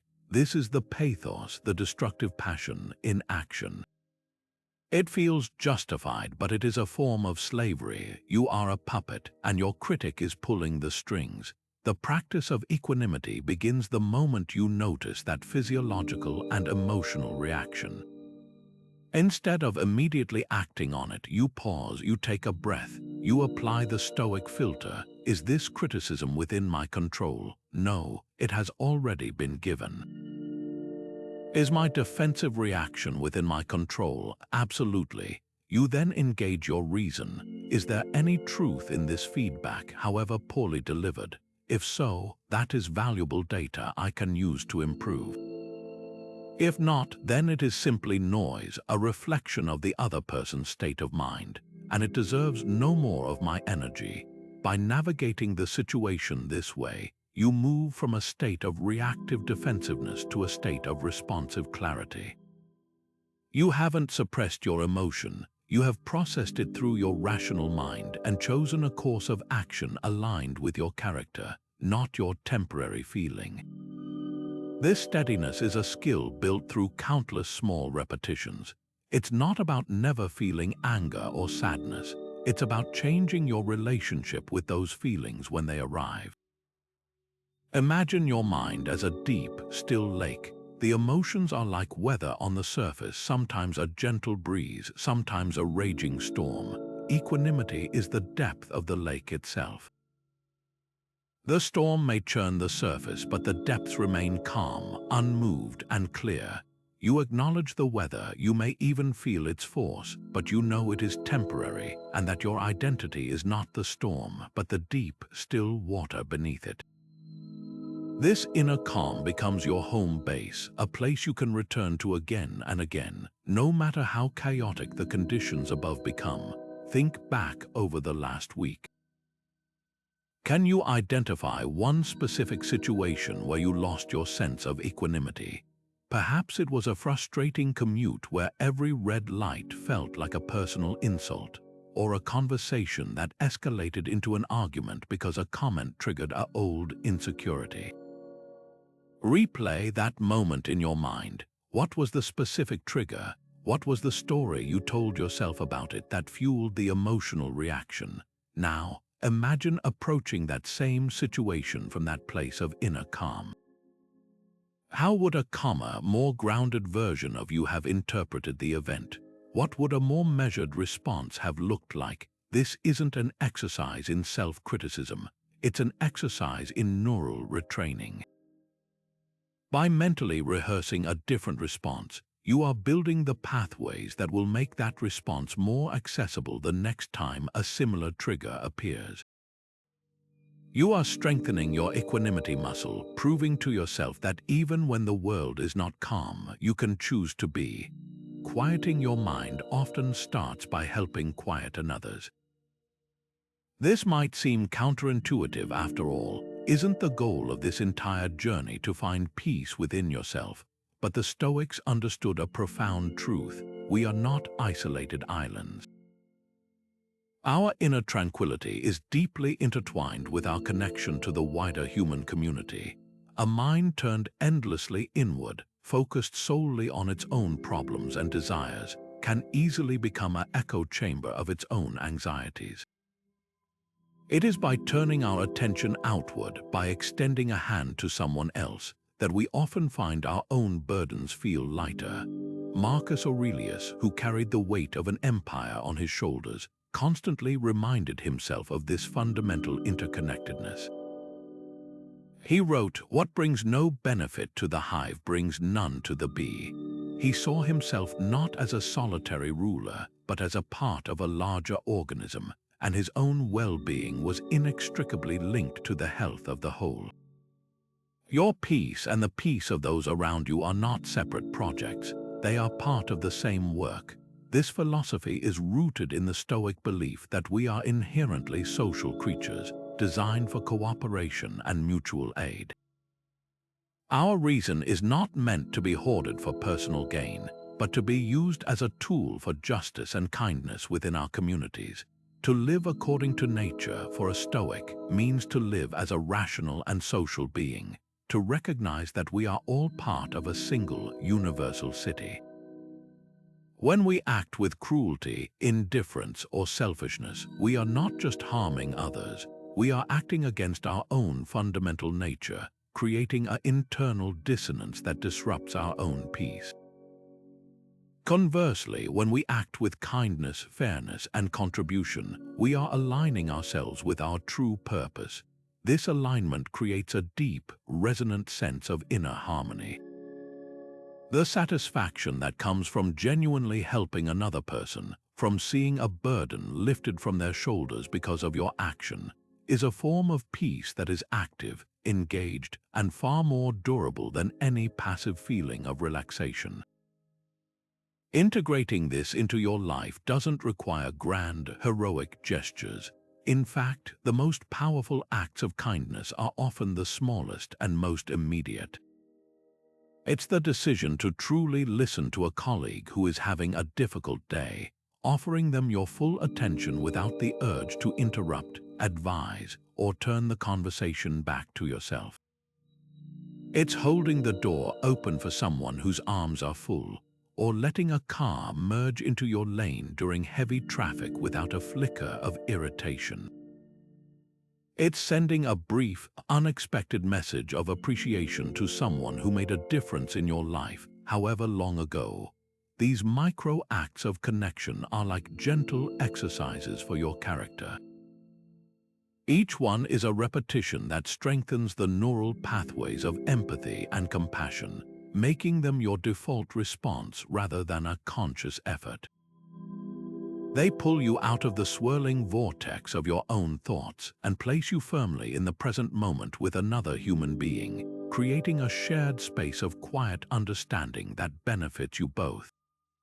So let's make this practical and immediate. Look at the day ahead of you. Where are the opportunities for this kind of intentional kindness? It doesn't have to be a dramatic shift in your schedule. Perhaps it's committing to making eye contact and offering a genuine thank you to the barista who makes your coffee, acknowledging their humanity in a transaction that is often automatic and impersonal. Maybe it's noticing that a family member is looking tired and quietly taking on one of their chores without being asked. It could be as simple as picking up a piece of litter in your neighborhood park, a small act of care for your shared environment. The specific act is less important than the intention behind it, the conscious choice to extend your circle of concern beyond yourself. Plan one intentional act of kindness for today. Don't just think about it, decide what it will be and when you will do it. In that moment of focused, selfless action, you will likely find that the noise in your own mind has quieted, replaced by the simple, quiet satisfaction of having made your small corner of the world a slightly better place. How much mental energy do you waste each day mentally critiquing the people around you? That colleague who always takes the last cup of coffee without making a new pot, the driver who cut you off on the highway, the relative who holds that frustrating political opinion. we can burn through immense reserves of our attention and emotional bandwidth silently judging the behavior of others. The Stoics identified this habit as a major source of inner chaos, a form of self-inflicted mental noise that pulls us out of our own sphere of control and into a futile attempt to manage the world around us. Epictetus, with his characteristically blunt wisdom, offered a clear directive to break this cycle. He said, "If a person gave your body to any stranger he met on his way, you would certainly be angry. And do you feel no shame in handing over your own mind to be confused and mystified by anyone who happens to verbally attack you? When you focus on judging others, you are essentially handing your mind over to them, allowing their actions to dictate your internal state." This isn't about becoming passively tolerant of genuinely harmful behavior or abandoning your discernment. It's about recognizing the practical cost of constant fault-finding. That moment you spend fuming internally about your boss's poor communication skills is a moment you are not spending on improving your own. The energy you expend dissecting a friend's life choices is energy diverted from examining your own. The Stoic argument is ruthlessly pragmatic. You cannot change other people, their character, their actions, their mistakes. These lie almost entirely outside the realm of your control. The only project that is 100% within your power is the project of yourself. Every moment spent in judgment is a moment stolen from your own progress. It is the ultimate misdirection of effort, like a sculptor angrily critiquing the statue next door while ignoring the block of marble in front of them. Think about a common modern scenario: office gossip. A group is gathered in the break room, and the conversation turns to a coworker who missed a deadline or presented an idea that fell flat. It's incredibly easy to join in, to add your own observation or criticism. It can even feel like a form of social bonding, but from a Stoic perspective, this is a trap. First, you are wasting time and mental focus on something you cannot change. Second, and more subtly, you are training your mind to look for faults in others, which is a habit that will inevitably turn inward, making you more critical and less compassionate with yourself. The alternative isn't to stand there in silent disapproval of the gossipers, which is just another form of judgment. It's to gently steer the conversation toward something constructive, or to excuse yourself and return to your work, reclaiming that time and mental space for your own priorities. You are making a conscious choice to protect your own mind from unnecessary agitation. This practice extends to our private thoughts as well. That flash of frustration in traffic, the internal sigh when a family member tells the same story for the third time, the rolling of your eyes at a stranger's outfit on the street, these are all micro-judgments. They feel automatic and insignificant, but they accumulate into a background static of negativity that prevents inner quiet. The Stoic exercise is to become a detective of your own judgments, to catch yourself in the act. The moment you notice that critical thought arising, why would they do it that way? You have a choice. You can follow the thought down its well-worn path of irritation, or you can pause and apply the dichotomy of control. Is this person's behavior within my control? No. Is my reaction to it within my control? Yes. You can then consciously shift your focus inward. Instead of, they are so inefficient, you might ask, where can I improve my own efficiency today? This redirects the energy from criticism to construction, from controlling the uncontrollable to mastering your own responses. So here is a small but transformative challenge for you. For the next 24 hours, make it your mission to simply notice every time you pass judgment on someone else, whether out loud or in the quiet of your own mind. Don't beat yourself up for it, just note it. See if you can catch the judgment as it forms, and each time you do, use it as a trigger for a different question. Instead of what's wrong with them, ask, what can I work on in myself? This isn't about letting others off the hook for poor behavior. It's about putting yourself back in the driver's seat of your own mind. You may be astonished by how much quieter your internal world becomes when you stop conducting a running commentary on everyone else's performance and instead focus on perfecting your own craft. How you begin your day shapes how you handle chaos. Those first moments after waking are a critical threshold, a space where you can either let the world's demands rush in and set the agenda, or you can consciously set the tone for the hours ahead. The Stoics understood this power of the morning better than anyone. They saw it as a sacred opportunity to align their minds with their principles before the noise of the world could pull them off course. The philosopher Seneca, in his moral letters, captured this perfectly when he wrote, "Begin at once to live and count each separate day as a separate life." He's urging us not to wait for the perfect conditions or some distant future to practice wisdom, but to seize the day literally from the moment it starts. A morning ritual isn't about adding another task to your to-do list. It's about creating a foundation of calm and intention that makes everything else you do more focused and resilient. Imagine your mind first thing in the morning as a quiet, still pond. The events of the day are like stones that will be thrown into that water, each one creating ripples and disturbances. A Stoic morning practice is the act of consciously preparing the pond itself, deepening it, calming it, so that when the stones inevitably hit, the ripples don't become overwhelming waves. The ancient Romans had a specific term for this, meditatio, or morning meditation. This wasn't about emptying the mind in the Eastern tradition, but about actively filling it with the right principles. A Roman Stoic might start his day by reading a passage from philosophy, then walking in his garden while contemplating how to apply a specific virtue like courage or justice to the challenges he anticipated facing that day. He was priming his mind much like an athlete warms up his muscles for the performance of life. You can build a modern version of this that fits into even the busiest schedule. The key is intention, not duration. A powerful ritual doesn't need to take an hour. It can be condensed into 5 focused minutes. Start by creating a literal and figurative space for it.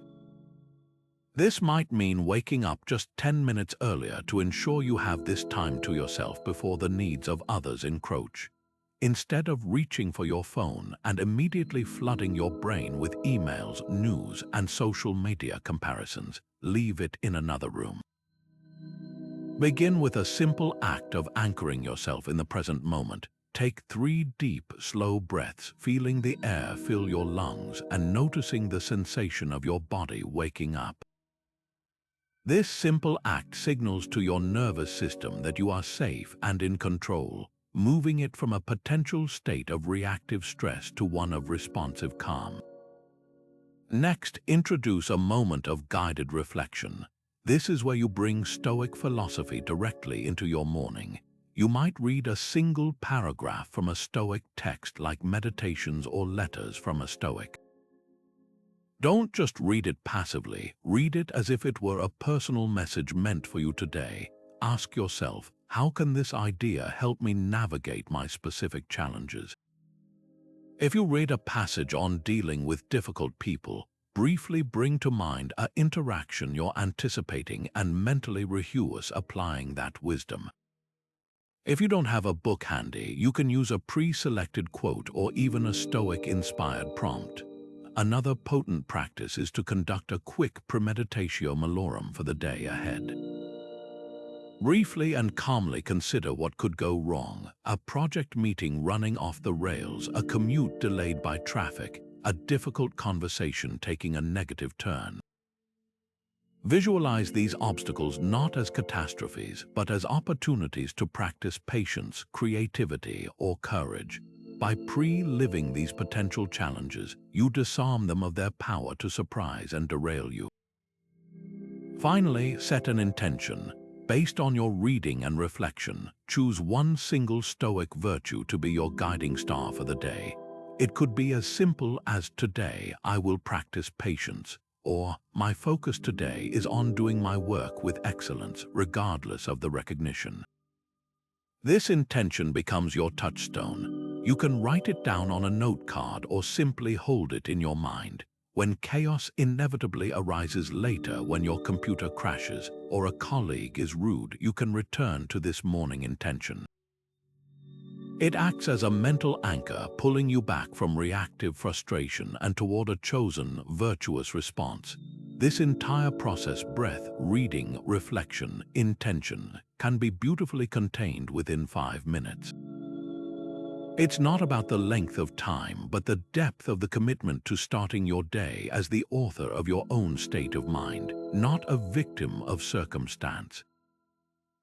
So the challenge for you is this: what would a 5-minute Stoic morning ritual look like for you? Design it tonight so it's ready for tomorrow. Maybe it's 1 minute of silent breathing, 2 minutes reading a single passage from an app or a book, 1 minute of visualizing your day's challenges, and 1 minute to set your virtue intention. The specific structure is yours to create.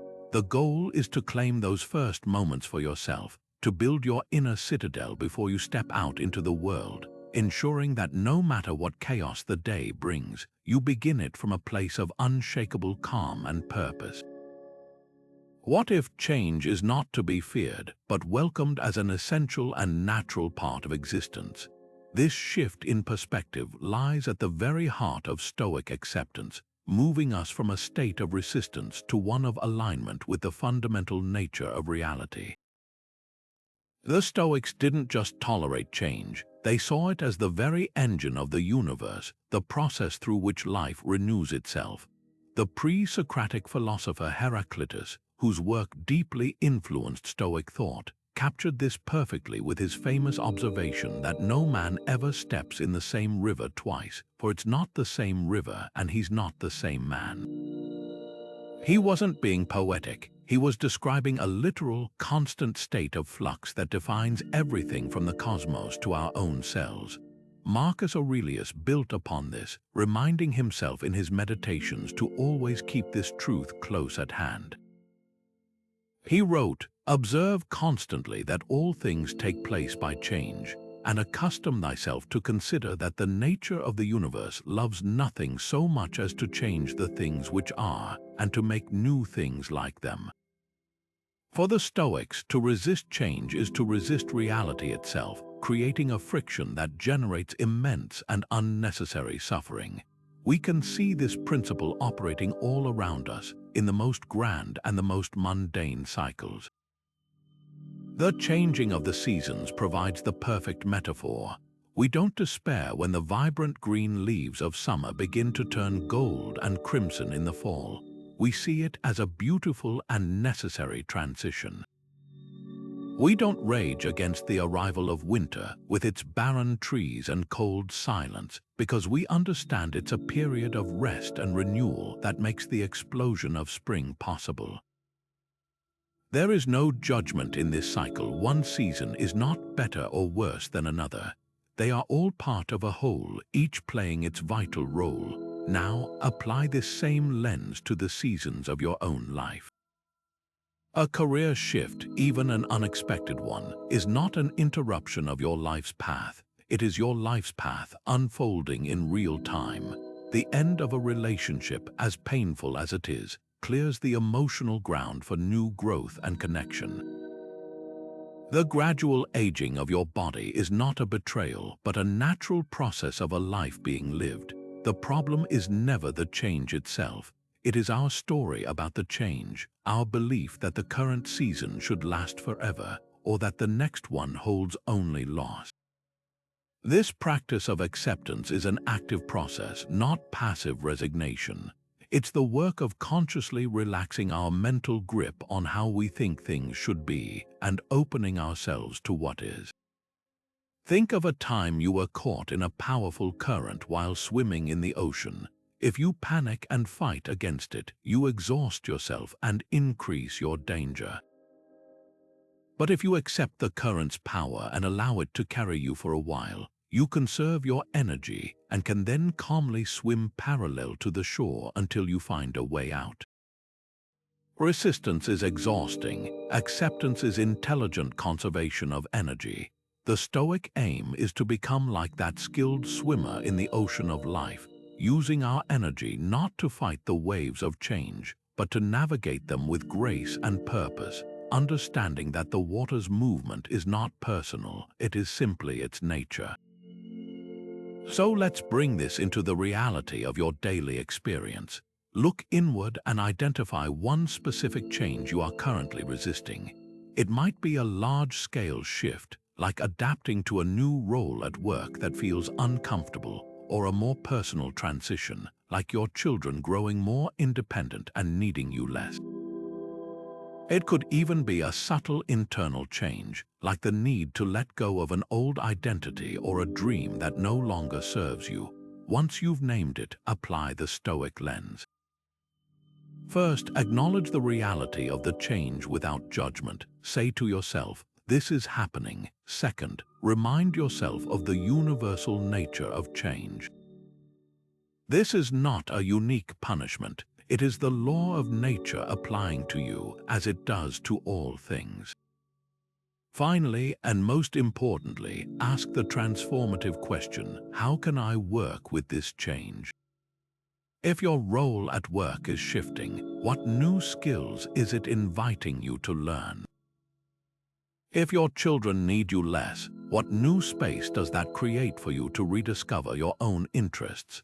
By shifting your focus from resistance to curiosity, you stop seeing change as an enemy to be defeated and start seeing it as a natural force to be navigated, one that might just be guiding you toward a shore you hadn't even imagined. Patience is the quiet strength that chaos cannot shake. It is not merely waiting, it is the conscious, composed endurance of life's inevitable delays and frustrations without allowing them to disturb your inner peace. In an age of instant downloads, one-click purchases, and immediate answers delivered by a device in our pocket, our tolerance for any form of waiting has been systematically eroded. We have been conditioned to expect immediacy, and when reality, with its own slow, stubborn pace, fails to comply, we react with agitation, as if the universe itself has broken a promise. The Stoics, living in a world where messages moved at the speed of a horse and journeys took months, understood that impatience is a form of rebellion against the natural order of things. It is a refusal to accept the world as it is, and that refusal is a primary source of our self-inflicted suffering. Epictetus, who taught from a place of profound personal endurance, framed patience as a core component of the Stoic discipline of desire. He advised his students to practice the art of bearing and forbearing, bearing the hardships that come your way with resilience, and forbearing from acting on rash impulses when provoked. He reminds us, no great thing is created suddenly, any more than a bunch of grapes or a fig. If you tell me that you desire a fig, I answer you that there must be time. Let it first blossom, then bear fruit, then ripen. This is a beautiful metaphor for life itself. We cannot force the fig to ripen faster by staring at it, just as we cannot hurry a traffic jam, a slow-moving line, or the gradual progress of a skill we are trying to learn. Our frustration changes nothing about the external situation. It only adds a layer of internal misery to the experience. Patience, then, is the intelligent acceptance of process and the wise investment of our energy into our own response, rather than a futile attempt to control the uncontrollable clock. This virtue finds its most potent practice in the mundane friction of daily life. These are not grand tests of character, but countless micro-opportunities to strengthen your resolve. The next time you are standing in a seemingly endless queue at the grocery store, instead of tensing your body, sighing audibly, and refreshing your phone for the 10th time, see it as a assigned Stoic exercise. This is your moment to practice. Notice the impulse to be impatient. Feel it arise in your body, the clenched jaw, the restless shifting of weight. Then, consciously choose to relax those muscles. Take a slow, deep breath and bring your awareness to your immediate surroundings. Observe the details you would normally miss. Use the time not as stolen from you, but as given to you, a 60-second island of forced pause in a rushing river of a day. The same applies to being stuck in traffic. The traffic is a fact. Your rage about the traffic is an optional add-on. By accepting the delay and turning your attention to something within your control, like listening to an audiobook, observing the sky, or simply using the time to let your thoughts settle, you transform a wasted moment into a reclaimed one. You are not just sitting in your car, you are actively cultivating patience. This practice extends far beyond these small inconveniences. It applies to the slow, often frustrating process of personal growth. We live in a culture obsessed with rapid transformation, 30-day fixes, and overnight success stories. But building a resilient character, learning a new language, mending a relationship, or mastering a craft cannot be rushed. These are the fig trees of our lives, requiring seasons of patient tending. Impatience with our own progress can lead us to abandon valuable endeavors right before a breakthrough. The Stoic approach is to focus on the daily effort, the small, virtuous action, and to trust the process. The harvest will come in its own time. Your job is not to hurry the sun, but to faithfully water the tree. Think back to just the last 24 hours. Can you pinpoint a specific moment where you felt the hot flare of impatience? Perhaps it was when your internet connection buffered for a few seconds, when a family member was telling a long story and you felt the urge to finish their sentence, or when you were working on a task and made a simple mistake that forced you to start over. Recall that moment vividly. Now reimagine it through a Stoic lens. What if, in that moment, you had remembered Epictetus's fig tree? What if you had accepted the delay or the mistake as a simple, neutral fact of life, rather than a personal affront? How might your emotional state have differed? How might that calm have changed your subsequent actions? This isn't about erasing impatience, it's about recognizing it as it arises and choosing a different, more peaceful path. Each time you make that choice, you are not just waiting, you are building the quiet, unshakable strength that allows you to remain steady, no matter how long the line, how slow the process, or how chaotic the world becomes. Are you attached to the results or committed to the effort? This single question can fundamentally reshape your entire experience of work, creativity, and life itself. The modern world is intensely outcome-focused. We are celebrated for our wins, our promotions, our finished products, and our visible successes. We are conditioned to believe that the value of our action is found exclusively in the result it produces. But the Stoics, particularly the former slave-turned-profound teacher Epictetus, turned this entire notion on its head. He drew a critical distinction that remains as liberating today as it was 2,000 years ago. He taught, in life, our first job is this: to divide and distinguish things into two categories: externals I cannot control, and the choices I make with regard to them I can control. The final outcome of any endeavor, whether you get the job, win the game, or receive the praise, almost always falls into that first category of externals. It is influenced by countless factors outside your command: the mood of the decision-maker, the performance of a competitor, sheer luck, or even the weather on the day of your event. The only thing that is unequivocally 100% within your sphere of control is the quality of your own effort, the integrity of your process, and the virtue you bring to the pursuit itself. Epictetus drove this point home with a powerful analogy. He said, "Remember, in life, your task is to play the part assigned to you well, but to choose it belongs to someone else." Think of yourself as an archer. Your task is to do everything within your power to make the perfect shot. You can choose the best bow and arrow for your strength. You can practice your form for thousands of hours. You can wait for the wind to settle. You can take a steadying breath, and you can release the string with flawless technique. All of this is your effort, your process, your domain. But the moment the arrow leaves the bow, it is no longer yours. A sudden gust of wind, a moving target, a stray leaf, any of these can deflect your perfectly aimed shot. The Stoic archer is not judged by whether the arrow hits the bullseye, but by the virtue and excellence of their shot. If they have done everything within their power correctly, they have succeeded, regardless of the external result. To be attached to the outcome is to hand your happiness and self-worth over to the wind. To be committed to the effort is to keep your happiness and self-worth firmly within your own grasp.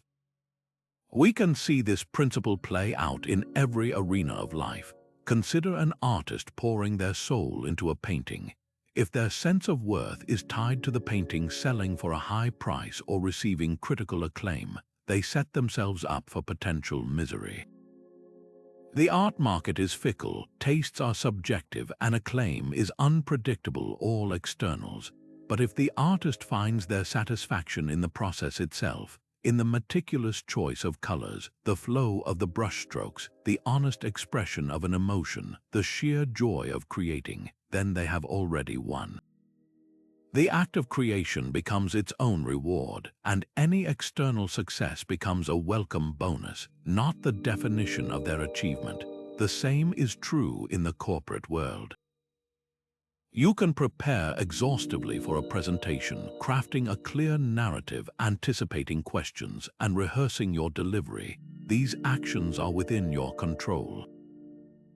You cannot control if a key stakeholder is having a bad day and dismisses your idea out of hand, or if a sudden shift in company strategy makes your project obsolete. If your peace is dependent on the yes, you will be shattered by a no, even if your performance was virtuoso. But if your peace is found in the knowledge that you prepared thoroughly and presented with integrity, then you walk out of the room with your dignity intact regardless of the outcome. This focus on process is what builds true, lasting mastery and resilience. A student who studies for the love of learning and the satisfaction of understanding a complex topic will build a deep knowledge that serves them for a lifetime, regardless of the grade on a single exam. The grade is the outcome, the understanding is the process. An athlete who shows up for every practice, focusing on perfecting their footwork or their breathing, will improve incrementally. They may not win every race, but they will know they are fulfilling their potential. Winning the race is the outcome, the daily discipline is the process. By shifting your focus from the distant, unpredictable prize to the immediate, controllable effort, you transform your entire journey. You stop being a gambler at the mercy of chance and become a craftsman, taking pride in the quality of your workmanship. Each day becomes an opportunity to practice your virtues: diligence, patience, courage, excellence, and that practice is a success in itself. So let's bring this into your own life with a simple but profound reflective exercise. Think about a current goal or project you are working toward. Now, separate it into two distinct lists. On the first list, write down everything that is within your control regarding this goal. This is your process. It might include things like the hours you dedicate to practice, the quality of your research, the energy you bring to your team, your attitude when faced with obstacles, your willingness to ask for help, and your commitment to ethical action. On the second list, write down everything that is outside your control. This is the outcome. It might include other people's decisions, market trends, the performance of others, luck, timing, and the final result itself. Now make a conscious commitment to pour all of your attention and energy exclusively into that first list. Measure your success each day not by how close you got to the outcome on the second list, but by how fully you honored the commitments on the first. Did you give your best effort? Did you act with integrity? Did you learn something new? If the answer is yes, then you have already succeeded. The final outcome becomes merely a data point, not the verdict on your worth. What can a tree or a river teach you about peace?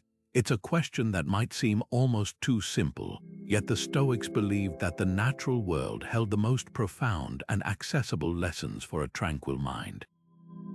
They saw nature not as a mere backdrop for human drama, but as the ultimate operating manual for a life of harmony and resilience. Marcus Aurelius, who spent years on military campaigns far from the comforts of Rome, constantly turned his gaze to the heavens and the earth for guidance. He wrote in his meditations, "Look at the trees, the animals, all living things, and see how they follow their own nature, how they strive to be what they are meant to be. They don't lie awake at night worrying about what other trees think of them. They don't try to be something they're not." In this simple observation, he points to a radical form of peace, the peace that comes from aligning with your own fundamental nature, just as an oak tree effortlessly embodies its own. This Stoic reverence for nature is rooted in the concept of logos, the rational, organizing principle that they believed permeates the entire universe. From the vast, predictable cycles of the stars to the intricate, hidden networks of fungi beneath the forest floor, they saw an intelligence and an order that human affairs often lack. A river doesn't struggle against its path. It flows around obstacles, wears down stone with patient persistence, and continues inevitably toward the sea. A forest endures the harshness of winter not by fighting it, but by retreating inward, conserving energy, and trusting in the inevitability of spring. Nature operates without complaint, without resentment, and without the frantic striving that so often characterizes our own lives. It simply is in a state of perfect acceptance and effortless action. By observing this, we are not just enjoying a pleasant view, we are receiving a masterclass in how to live. Integrating this wisdom into our modern, hyper-connected lives can be remarkably straightforward.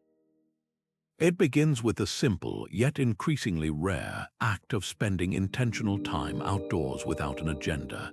This isn't about a strenuous 10-mile hike or an Instagram-worthy adventure. It's about giving yourself permission to simply be in a natural setting. Find a park bench and watch how the branches of a tree move in the wind. Notice that they are both strong and flexible. They don't resist the breeze, they dance with it, and in doing so, they avoid breaking. Sit by a stream and observe the water. It doesn't get angry at the rocks in its path. It simply finds a way around them, over them, or through them over time. These are not just metaphors, they are observable principles of resilience that you can internalize through quiet observation. Another powerful practice is to align your own rhythms, where possible, with the larger cycles of the natural world. Wake with the sun, even if just on weekends, and notice how the slow, gentle light of dawn feels different than the jarring blare of an alarm clock. Pay attention to the moon's phases, not as an astrological sign, but as a reminder of the beautiful, constant rhythm of waxing and waning, of action and rest that governs all life. Even having a plant in your home can become a Stoic exercise.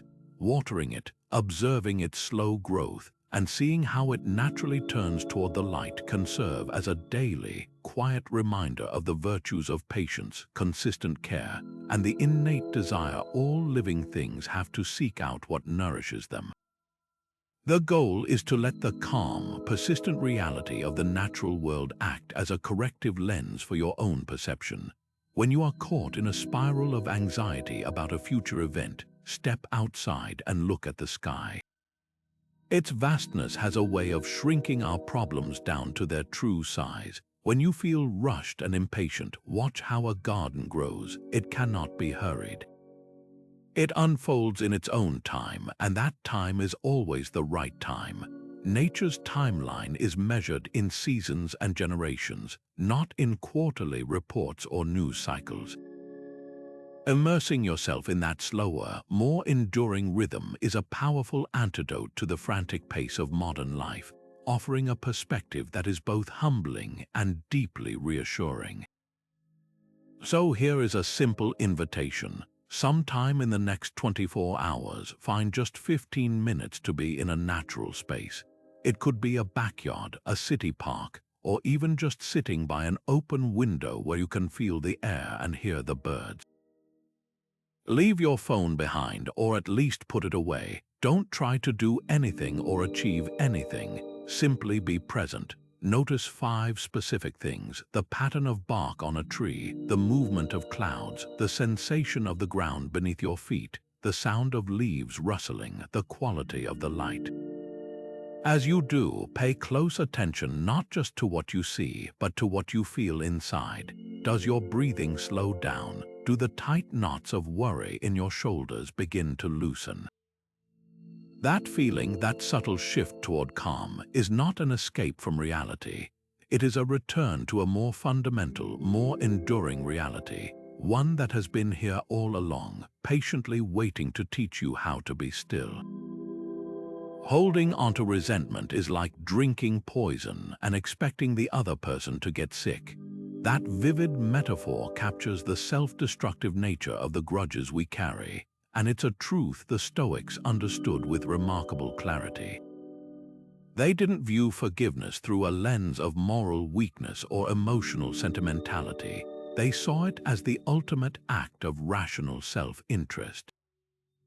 Forgiving someone isn't about condoning their actions or declaring that what they did was acceptable. It is about making a conscious, strategic decision to stop allowing their past actions to continue harming your present peace. It is the act of unshackling yourself from the weight of a story you've been telling yourself on loop, a story that only ever hurts one person. Seneca, in his profound work on anger, dissects this folly with brutal logic. He writes, "No plague has cost the human race more dear than anger." He wasn't just talking about the explosive, visible rage that leads to conflict. He was pointing to the slow-burning, internal resentment we nurse in private, the kind that simmers for years, coloring our perceptions and poisoning our days. He argues that the angry person is, first and foremost, a victim of their own emotion. They are the one who cannot sleep, whose digestion is ruined, who walks through life with a constant sense of grievance. The person they are angry with may be completely unaware, utterly unaffected, living their life in peace. The Stoic argument is therefore ruthlessly pragmatic. Holding a grudge is an irrational bargain where you pay the entire cost for a debt someone else owes. Forgiveness, then, is not a gift you give to the other person. It is a transaction you make with yourself to stop paying that cost. We can find a powerful historical example in the figure of Nelson Mandela. After spending 27 years imprisoned by an oppressive regime, he emerged not with bitterness and a desire for revenge, but with a commitment to reconciliation and forgiveness. He understood that for South Africa to heal and move forward, it could not be chained to the horrors of its past. He famously said, "As I walked out the door toward the gate that would lead to my freedom, I knew if I didn't leave my bitterness and hatred behind, I'd still be in prison." This is the Stoic principle in its most potent form. Mandela's physical imprisonment had ended, but he recognized that true freedom, the freedom of his own mind, would only be possible if he released the resentment he held. He knew that clinging to it would mean his jailers continued to hold the key to his inner world long after the physical doors had swung open. His forgiveness was an act of supreme strength and intelligence, a reclaiming of his own mental sovereignty.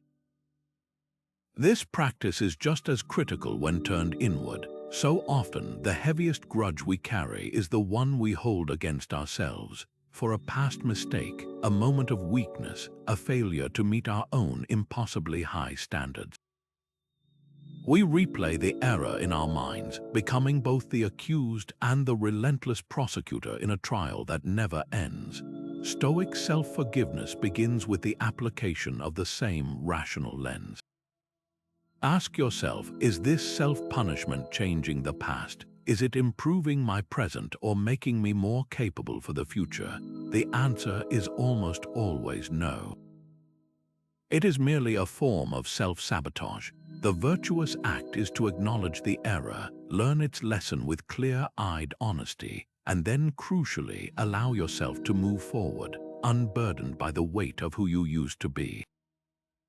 You cannot change the past chapter, but you hold the pen for the next one. So let's bring this into the quiet space of your own life. Bring to mind one person, including perhaps yourself, that you have not yet fully forgiven. You don't need to force a feeling of warmth or pretend the hurt didn't happen. This is not about emotion, it's about a decision of the will. Simply make the conscious choice right now to stop paying the emotional interest on that old debt. See the resentment for what it is, a poison you alone are drinking, and then, in the silence of your own mind, enact the transaction. You are not erasing the past, you are canceling its power to dictate your present. You are choosing to free up that mental space, that emotional energy, for something far more valuable, your own peace. Discipline is choosing what you want most over what you want now. It's the quiet, daily decision to invest in your long-term character rather than cashing in on short-term comfort. And the Stoics saw this not as a punishment, but as the very path to freedom. They understood that a mind without discipline is a mind at the mercy of every passing impulse, every distraction, every fleeting desire. It is a reactive mind, blown off course by the slightest breeze of discomfort or temptation. But a disciplined mind is a responsive one. It is a mind that has cultivated the power to pause, to consider, and to choose an action aligned with its deepest values, even when it's difficult. This is why Epictetus, who began his life with no personal freedom at all, placed self-mastery at the absolute pinnacle of human achievement. He declared, "No man is free who is not master of himself." For the Stoics, true liberty wasn't found in the ability to do whatever you want, but in the willpower to do only what is right and rational, freeing yourself from the tyranny of your own unruly passions. This isn't about rigid self-denial or joyless austerity. It's about intelligent training, much like an athlete prepares their body for a competition. The Stoics used specific exercises, ascesis in Greek, to systematically strengthen their willpower and reduce their impulsivity. They weren't trying to become emotionless robots, they were building mental muscle memory. Each time you consciously choose to stick to your study schedule when you'd rather watch television, or you decide to go for your morning run despite the rain, or you opt for a healthy meal over fast food, you are not just accomplishing that task. You are conducting a repetition for your willpower. You are sending a signal to your brain that your rational decisions are in charge, not your momentary feelings. Over time, these small acts of discipline compound, creating a foundational resilience that allows you to meet life's larger challenges with a steady hand and a calm heart. The goal is to make virtue your default setting, so that doing the right thing becomes less of a struggle and more of a natural expression of who you are. Think of this practice in the context of something as universal as a daily routine. Perhaps you've decided to wake up at 6 a.m. to have an hour of quiet time for reading, planning, or exercise before the demands of the day begin. The first morning, the alarm goes off. It's dark, your bed is warm, and every cell in your body is screaming to hit the snooze button. This is the critical moment of choice. That desire for 9 more minutes of sleep is what you want now. The clarity, productivity, and peace of mind that come from that morning hour are what you want most. Discipline is the force that bridges that gap. It's the mental muscle that swings your legs out of bed, and it's not a one-time act. It's a choice you make again every single morning. Each time you choose the harder right over the easier wrong, you are not just building a habit, you are forging your character. You are proving to yourself that you are the kind of person who keeps their promises to themselves, and that self-trust becomes the bedrock of your confidence. This principle applies to every domain of life where growth is possible. Sticking to a learning goal, like mastering a new language or a musical instrument, requires the discipline to practice consistently, especially on the days when you feel bored or discouraged. Following a budget requires the discipline to delay gratification, choosing financial security over an impulsive purchase. Even managing your emotional reactions requires discipline, the discipline to take a deep breath and apply a Stoic principle instead of lashing out in anger. In each case, you are trading a small, immediate pleasure for a much larger, lasting good. The pain of discipline is always far less than the pain of regret that comes from a life of squandered potential and broken promises to oneself. So where can you begin to strengthen this essential muscle? The key is to start small and be ruthlessly consistent.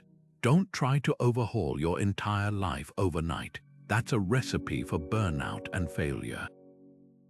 Instead, choose one single, small discipline to practice every day for the next month. It should be something simple and achievable, but non-negotiable. Maybe it's committing to making your bed as soon as you get up, a tiny act of order that sets the tone for the day. Perhaps it's a 5-minute daily meditation session, or a rule that you won't look at your phone for the first 30 minutes after you wake up. It could be as simple as drinking a full glass of water before your morning coffee. The specific action matters less than the unwavering commitment to it. This small, daily victory becomes a kernel of self-trust.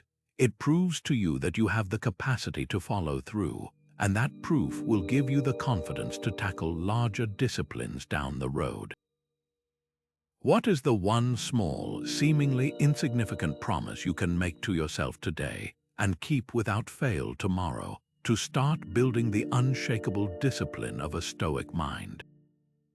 Could having less actually give you more peace? It's a question that cuts against the grain of our consumer culture, where success is so often measured by accumulation, more possessions, more commitments, more status symbols.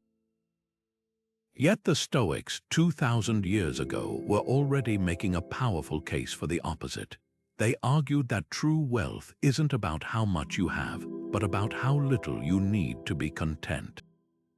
Seneca, who moved in the highest circles of wealth and power in ancient Rome, saw the vanity of this endless pursuit with stunning clarity. He wrote, "It is not the man who has too little, but the man who craves more that is poor."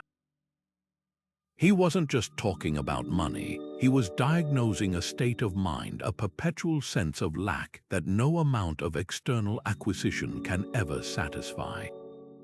Luxury and excess, far from bringing freedom, become a form of bondage, demanding our constant attention, protection, and worry.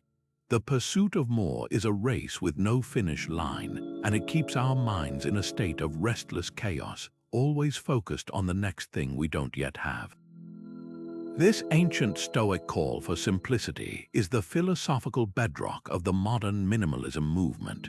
While today's minimalism often focuses on decluttering physical spaces, the Stoic version goes much deeper, targeting the internal clutter of our desires and attachments. It's about systematically identifying what is essential for a life of virtue and tranquility, and letting go of everything else that merely distracts or burdens us. Seneca warned that our possessions often end up possessing us. Each object we own requires some sliver of our mental energy to maintain it, insure it, clean it, or even just decide where to put it. Every commitment on our calendar, even the enjoyable ones, demands a portion of our time and attention. This constant drain of micro-decisions and responsibilities creates a low-grade mental static that prevents the deep quiet we seek. Minimalism, in the Stoic sense, is the deliberate practice of turning down that volume, of clearing away the noise so we can hear our own thoughts and connect with what genuinely matters. The application of this is beautifully practical and can start right where you are. Begin with your physical environment. Look around the room you're in right now. How many of the objects in your line of sight serve a clear purpose or bring you genuine, lasting joy? How many are simply there out of habit, obligation, or the faint memory of a past desire? The act of decluttering isn't just about creating a tidier space. It's a profound exercise in distinguishing the essential from the non-essential. It's a tangible way to practice the Stoic art of discernment. When you hold an item and ask, "Does this support my peace or detract from it?" you are training your judgment muscle. Letting go of a shirt you haven't worn in years, a book you'll never read again, or a kitchen gadget that complicates more than it simplifies is a small but potent act of liberation.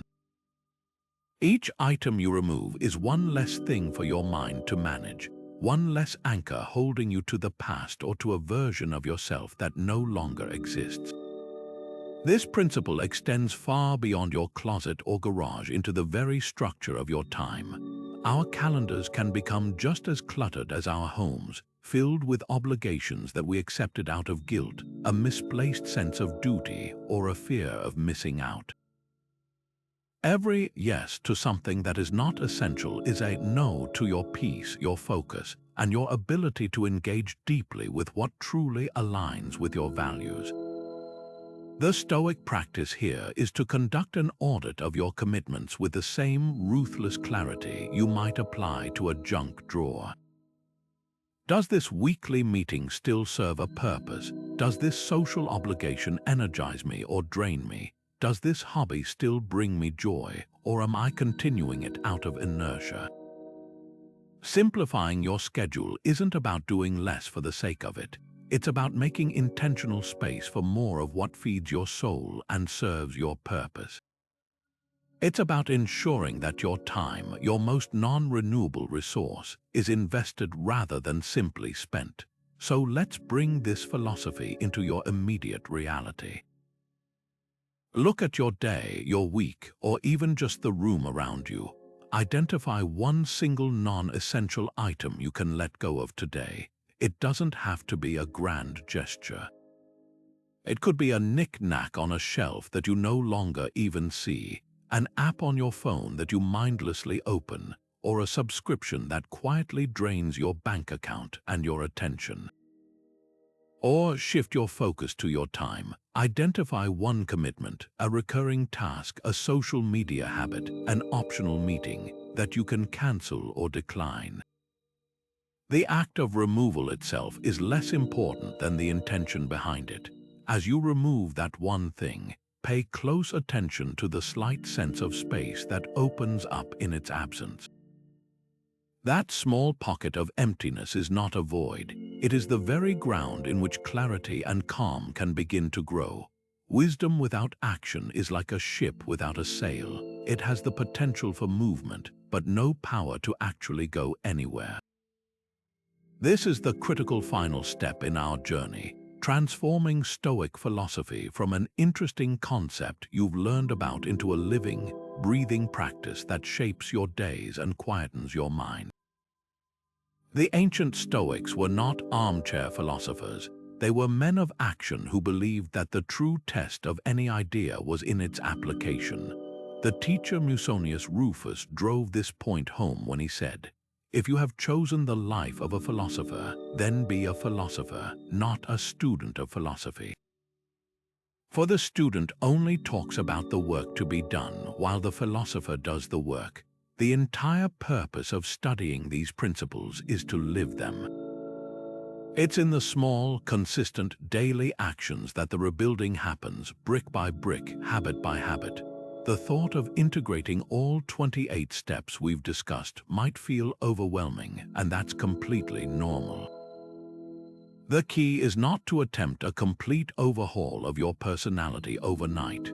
That's a recipe for frustration and burnout. Instead, think of it as building a personal toolkit. You don't need to use every single tool at once. You start by selecting one or two that feel most relevant to the challenges you're facing right now. Perhaps this week, your focus is on practicing the dichotomy of control each morning and doing a brief evening journal reflection. You're not ignoring the other practices. You're simply giving these two your dedicated attention until they begin to feel more natural. Next week, you might layer in a moment of negative visualization during your commute and a deliberate act of kindness each afternoon. This is how Stoicism becomes woven into the fabric of your life, not as a separate activity, but as the lens through which you view your existing activities. Consider designing a simple, sustainable routine that combines several of these practices into a natural flow. Your morning ritual might look like this. You wake up and instead of reaching for your phone, you take 60 seconds to practice the view from above, reminding yourself of your small but significant place in the vast universe. You then review your plan for the day and apply the dichotomy of control, mentally separating your tasks into what is within your power and what is not, which helps you approach your day with focused intention rather than diffuse anxiety. In the evening, your wind down could include a 5-minute journal session using the 3 questions. What did I do well today? What did I learn? How can I prepare for tomorrow? Finally, as you lie in bed, you might practice a moment of gratitude, bringing to mind 3 specific things from your day that you are thankful for. This entire routine takes less than 10 minutes. Yet it systematically reinforces the core Stoic themes of perspective, acceptance, and reflection. The most important part is to make it your own. This isn't about following a rigid set of rules. It's about finding creative ways to apply ancient wisdom to your modern life. If you're a parent, your practice of Amor Fati might involve embracing the chaotic mess of a family meal as an opportunity to practice patience and love, rather than a disruption to your peace. If you work in a high-stress office, your discipline might be to take a 2-minute mental retreat to your inner citadel between meetings, or to practice cognitive distancing before replying to a provoking email. The goal is to move from knowing what Stoicism says to understanding how it feels to live it, to experience the quiet confidence that comes from facing a challenge with courage, the genuine contentment that arises from appreciating what you have, and the profound calm that is possible when you stop fighting reality and start working with it. So let's make a plan right here and now. Don't let this video end as just another piece of information. Choose one single Stoic practice from all the ones we've explored, and just one that resonates with you most deeply. It could be the evening journal, a daily gratitude list, or simply the practice of pausing to ask, is this within my control, when you feel stress rising? Now decide on the specific how, when, and where. For example, for the next month, I will write in my journal for 5 minutes every weeknight at 10 p.m. at my desk, or I will practice the view from above for 60 seconds every morning while my coffee is brewing. By making it this specific, you move it from a vague intention to a concrete plan.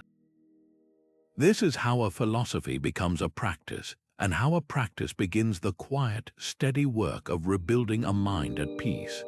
And so we arrive at the final, crucial step in this ancient rebuilding process: integration. This journey we've taken together, from acknowledging the chaos to cultivating gratitude and discipline, isn't a checklist to be completed and forgotten. It is a fundamental reorientation of how you meet your life.